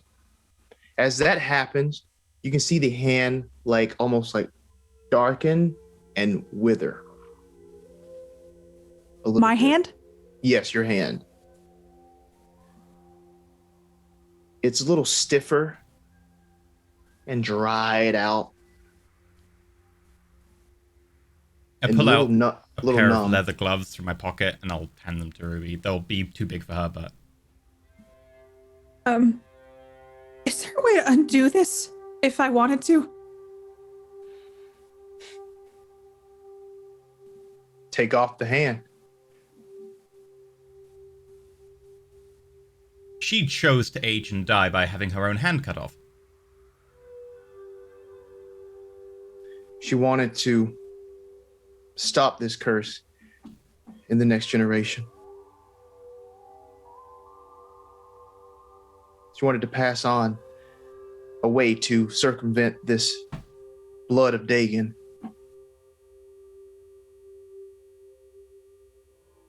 Well, I guess there's no going back now.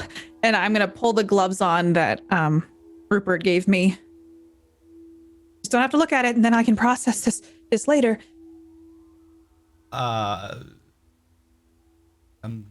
It might seem a bit odd, but since you're the expert here, I don't suppose you can tell me anything about... I pull out the little figurine, and I pull out the coin. Oh, let's see here.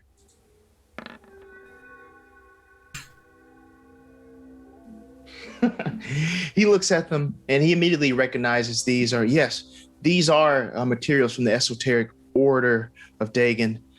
I'm not too familiar with these objects. I've never seen them before, especially the statue, but the coin, that appears to be some form of currency. Yes, there's a spell on it, and I haven't been able to identify it.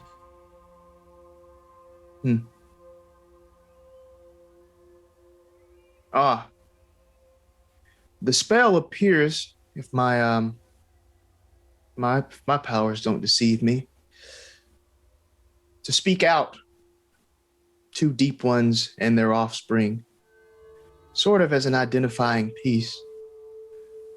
This coin, although it's their currency, it could be used to identify your connection to ancestry. Have you ever felt anything with one of these coins? I have. They feel calming. Well, there you go. Did I just make a mistake?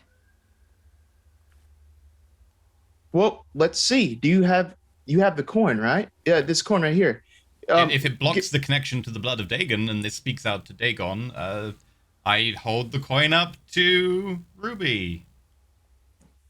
Does it? I start to reach towards it. Does it do anything? You feel nothing in connection with the coin. Not Really? the calming from last time. It's gone. It's just a coin. Interesting. I mean, the art is pretty, but it's not. I don't feel the same. I wonder if when you I could look at it. reproduce the script and make something to calm and sedate the deep ones.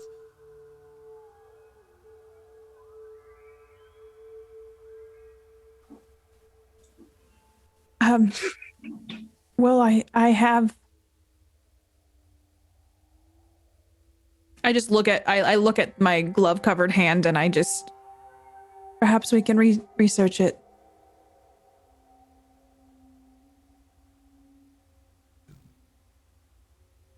Rowan, what do you think? I think Ruby is still the proud woman we know and is our friend. She will always be our friend. We will always be proud of the choices she has made, and we will stand by her and help her bear this burden. Then I would turn to Ruby and say, do you trust me? This is going to be very Aladdin-like, but I have to do this. I'd hold out my hand. Yes, of course. I know you like to spin your tales, but I know that deep down, you're my friend, Rowan. Is the key left in the lockbox, or do you have it? The key is in the lockbox. Might I hold on to it for you? Sure, I don't see why there's any need for it anymore. All right, I'm going to take the key and I'll say, I will guarantee that you are taken care of, and we won't let anything happen to you, and we will do our best to tend to you. Now, just so the party knows, when we do get out of here, I'm going to go deliver that key to Edward, Mummy Hand Gun. But then I'm going to donate the money to both Ruby Wells and Alice Nichols so that their finances might be taken care of while they deal with these newfound challenges. One fly every 63 days for the rest of your life fund. I'm thinking I can get someone who can help, someone who in emotional support, a confidant, a therapist, maybe even a learned individual from a university who specializes in the occult. Or but I figure I have one cat. less lie in me. A real cat. A real cat. A real cat. Well, we could get Mittens a buddy. Maybe we can figure out a way to turn Mittens into a cat. Nah, he's already a cat. I mean, come on. It's Mittens. We already know he's a cat. He's a cat. Maybe we should have tattooed it on Mittens' hand. I've made Rowan's intentions known. Tattoo it on Mittens' hand. Are you all ready to exit the vault? Yeah, we'll pull on that rope. Yeah. Within a flash of light, Fold, nods and sort of spins away and disappears. As you pull the rope, there's an alarm that sounds like this ringing, and you wait for someone to, kind of come and open up. You keep waiting and waiting. It doesn't seem to be happening. I suspect they might have done something. I was worried about this. Outside, Alice, you've seen all of the employees, the staff of the bank, including Horatio Smith, all leaving the bank. They're leaving the They bank. lock up behind them? No. Where are you right now? You're in the car? I'm kind of on the side of the road with the body, just maybe behind the bushes or whatever. Okay, cool. So from behind the bushes here, you see them leaving. You see a couple cars pull up as the Nolan family arrives. They all kind of... Oh, hell no. They had a plan in the bank. You can see the big brother. He's very wounded. He's holding himself as he kind of makes his way out of the car. The Serpentine sisters there, she strides in, including Edward. As he gets out of the car, you can see him kind of throw his glasses to the side, those big bulging eyes.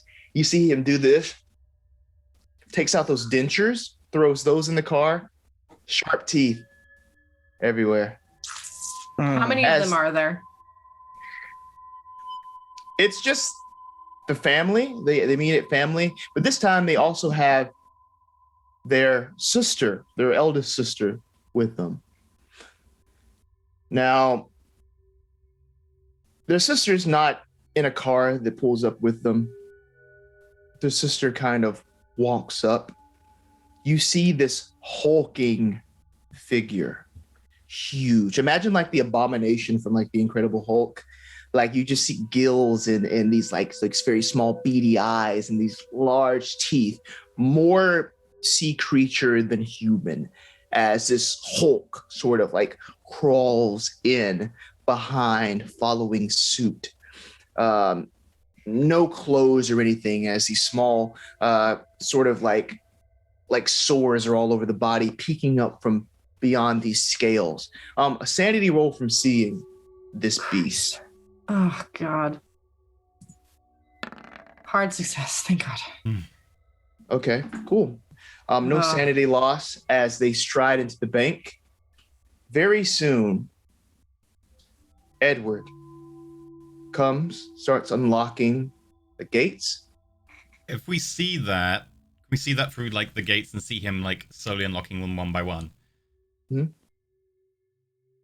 gonna pitch something. I don't know if it's possible. You know the coin and the script on it? Could I potentially copy that and carve it larger on the wooden table in the deposit box room? Oh, cool. Let's see how quickly you do that with the dexterity. Okay. I'm not good at dexterity. But if I can borrow Ruby's pocket knife... Could you instruct me to do it? I'm dexterous and have nimble hands. I could instruct, and I'm a great artist. Yeah, you're the artist, and I can give you direction. Do we have something? Oh shit. I'm willing to use luck. Luck! I have lots of luck. Cool. So, yeah. That's going to be some luck. Hopefully I don't have to make too many of those rolls. All right, so I spend my luck to succeed. And as he comes into the room, first there's this intensity as he's walking. As he comes into the room, he's calmed a little bit. All right, everybody. Out. Before you open that box, I'd like to speak to you all in the lobby here. My family is here. Everyone, just nice and slowly, please come outside. I'm gonna upend the table, grab it, and like put it over one shoulder and hold onto one leg, and effectively use it like a shield, just to kind of keep it between them and us. Yeah. Do you follow him back out? yeah, I would be like, Yeah. I trail behind the table as he's dragging it. Maybe I might help a little bit, like to put a hand on it to maybe make it a little easier to It'll pull make it around. more stable, yeah. I'll sword in one hand, shit, the table in the other. And you can hear it scraping along that concrete ground there as it's carving along. But soon you make your way back into the lobby of this bank, and you can see this hulking sister leering at you. As I see that, I'm going to whisper to Ruby, get ready with the whistle. Alice will hear it. Oh, okay. And I'll pull out the whistle that I've had tucked away this whole time and forgot about. I told you, whistle useful. And a sanity roll from seeing the sister. Okay. And I would hand the key to Edward and say, you owe me $300. Extreme success. I had sushi last night. On pass a power roll. We can let's use it for sanity. Oh, That's well, fine. sorry, that was the wrong that's one. Sanity is 86 is the target. Oh, it's higher. Yeah, because we went up last time. We got bonuses. Yeah. Okay, we'll use that then. That would have succeeded. Cool. Nobody loses any sanity from seeing this. You'll have seen weirder in Brooklyn, I guess. So with this there in the lobby, and that calm presence kind of moving over all of them there. All right. Now just give us the key before you do anything else, and there won't be any bloodshed. Do I still get my pay? It was You a lot kinda of work to filch it. You see him reach in his wallet, pulls out some bills. Yes, you get your pay. You were always Pay- my favorite Nolan. He trades. If there's any wrong moves here, my sister will have a word with you. Okay? So, It's okay. She's my type.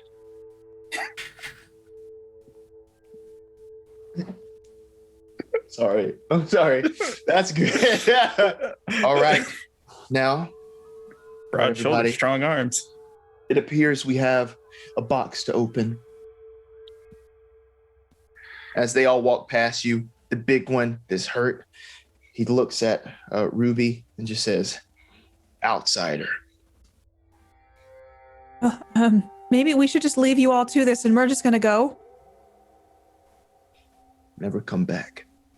Okay, and then I'm gonna just start leaving. I'm gonna start heading out the door. Do they all go into the deposit to go get the thing? Yeah. Even like the big hulking one kind of squeezes through those back ways there. Wait, as I see that, I'm gonna try to lock him in. Yeah, exactly. That's what I was thinking. Dexterity for the both of you as you rush to go do that. no. Oh crap! I'm not good at dexterity. But I am. Ruby, describe you running to those iron gates and sealing these Deep One hybrids inside.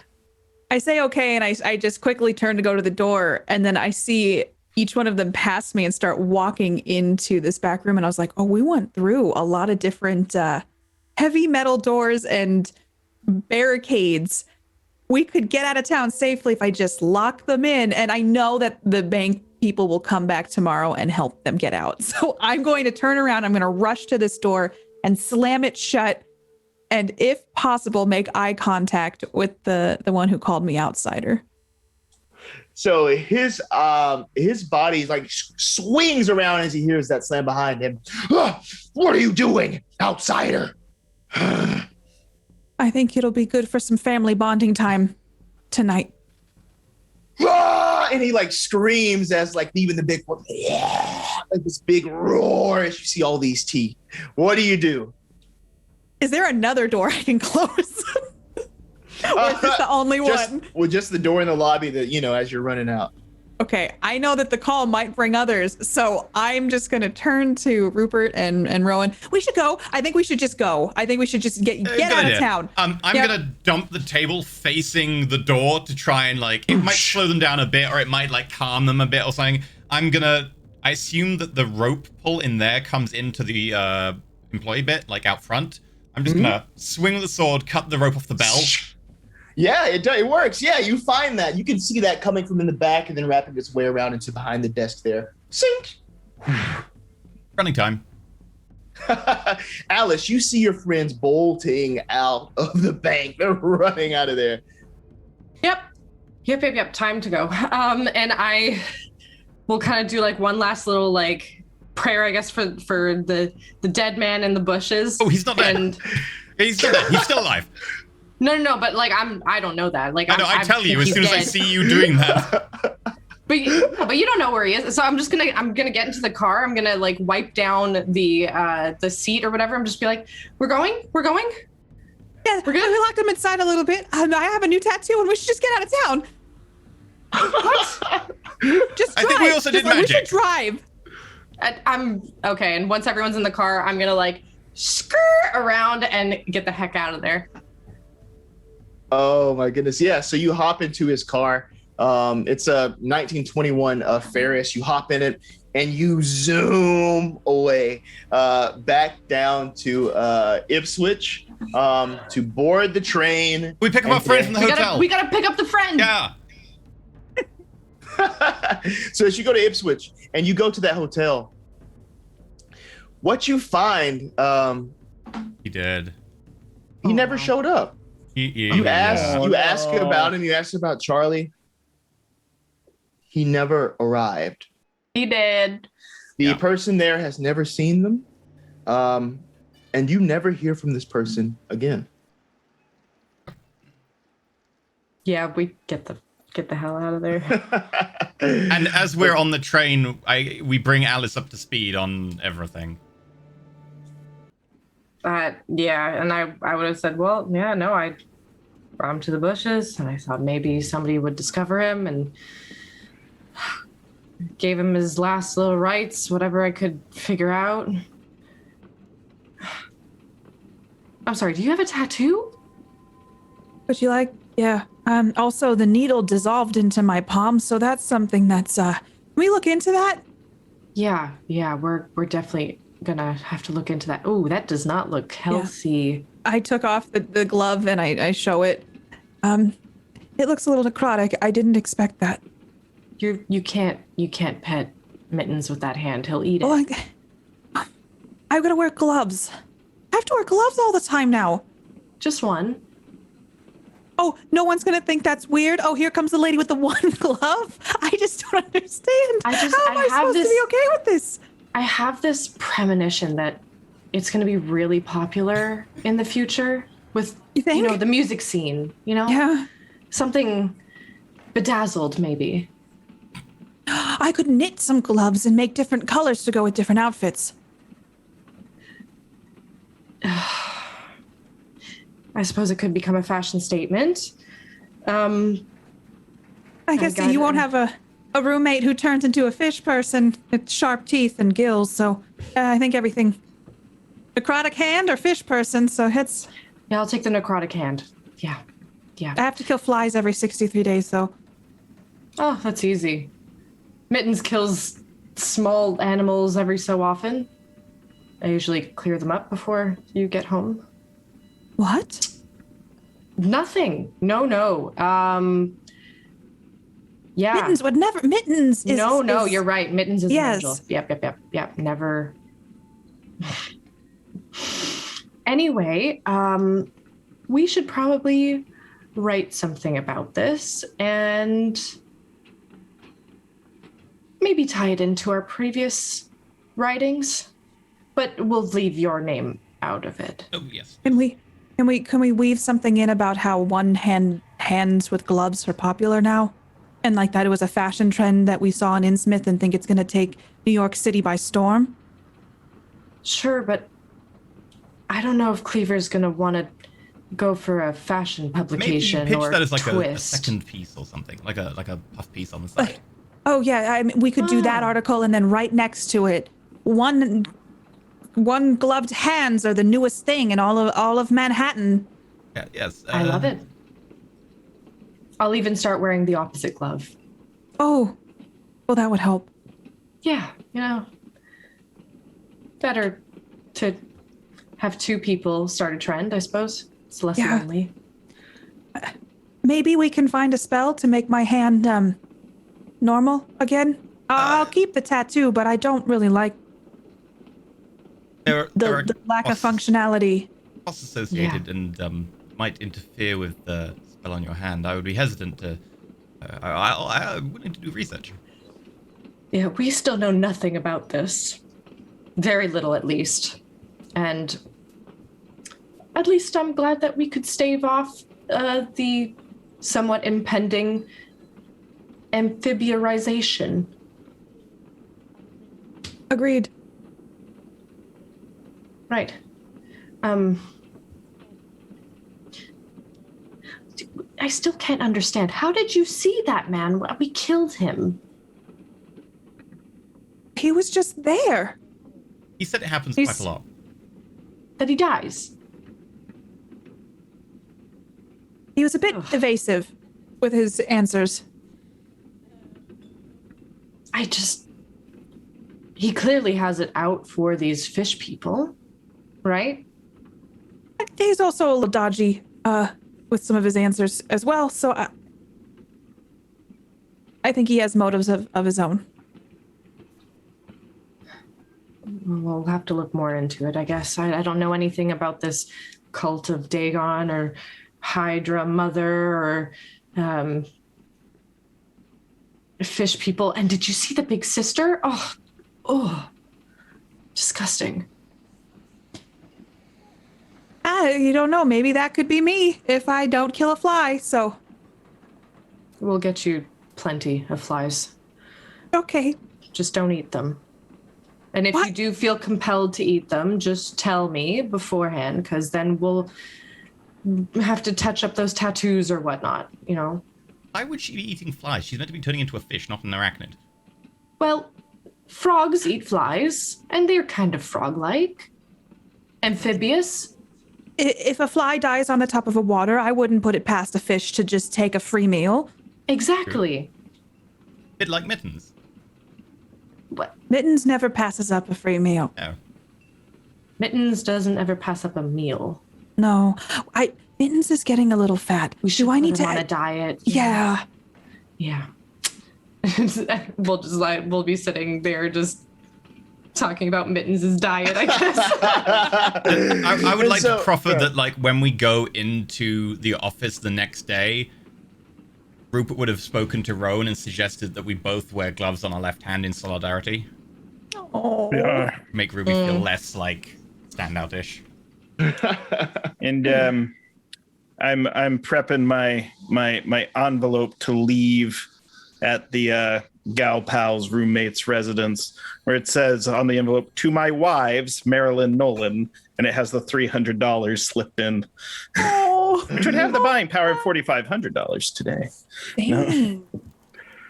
Oh, and Amazing. with that, with the money, with the gloves in solidarity, with the newfound diet, you also have a publishable story to put out there about your findings. This sort of expository obituary about Emily Nolan. You did it. That was the investigation of the inheritance. Thank you, investigators. Another nice story. Let me do some rewards for you all. Happy to dole those out right now. So let's see what we get today. Note looking at. Okay, yeah. So you departed with Innsmouth with the needle. You're going to get 1d4 of sanity points. So that'll be 2 for that. Nice. Oh yeah. So also, let me see some options This goes here. to our max sanity, right? Yes. If the investigators hand over the needle, what did I write here? Oh, and then another D4 for having a publishable story. So one more. So this is 3 points of sanity that you Nice. can tack on. Will our sanity go back up for the next one? Leave it where it is for now, and just tack that on. I have 69 sanity. Nice. Noise. Max sanity, at least. All right. Thank you so much for playing with me today. You had a great time, and you all survived with your minds intact. Back to you, Somewhat. EE. Okay, so we're going to go into do an after show shortly, but we've got a few announcements that we're going to do first. Mass Effect final character sheets and latest Ascension guest character sheets are up on Patreon, and Ascension MP3 and after show are now out. Plus, a very special announcement, which is that there was a very special thing about today's episode in that, unfortunately, everyone is busy today, so this was entirely pre-recorded 6 days earlier. Did you notice? It is strange, but true.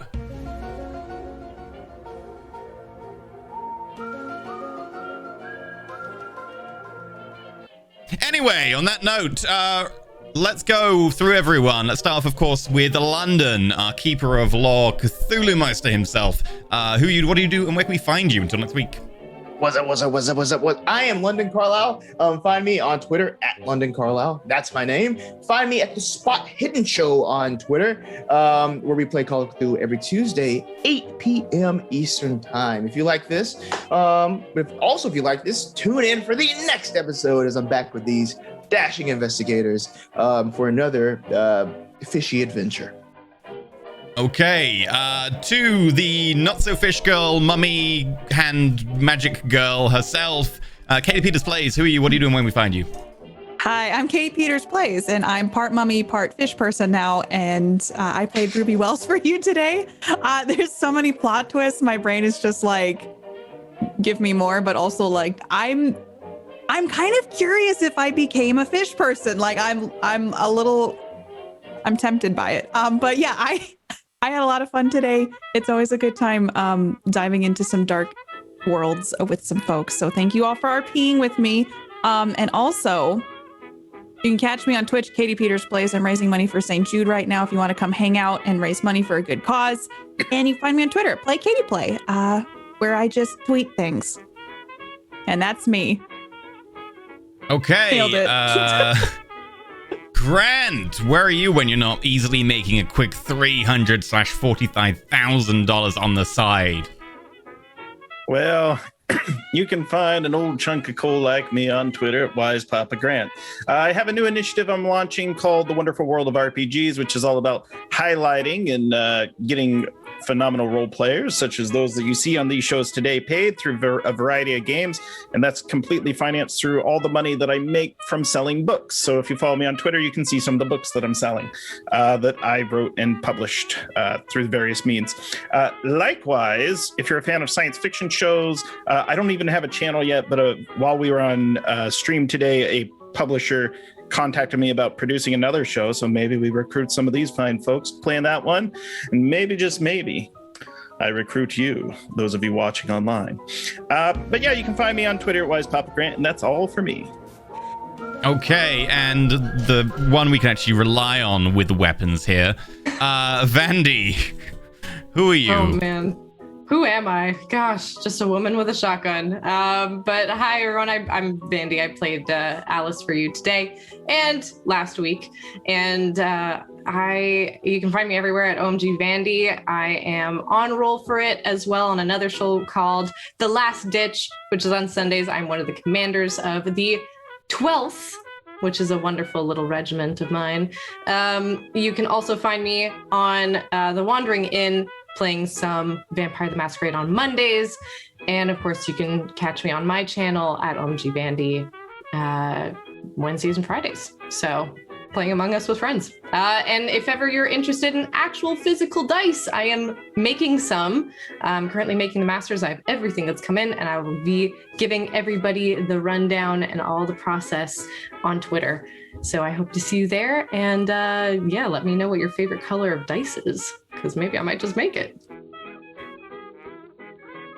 As for myself, I'm Intralisium. You can find me at youtube.com/Intralisium, twitch.tv/Intralisium. Playing a lot of Total Warhammer 2 at the moment. And that is it. That is everything. There may or may not have been tips today, but unfortunately, since we are recording it ahead of time, we don't know. They'll hopefully be read out tomorrow if there are any. Sorry if you did tip. I'm sure it'll be read out soon. We still appreciate them if you did. Right, we're going to go record an after show. Thank you very much, everyone. And we'll join you next week, / 2 weeks for us, for the next episode of Strange But True.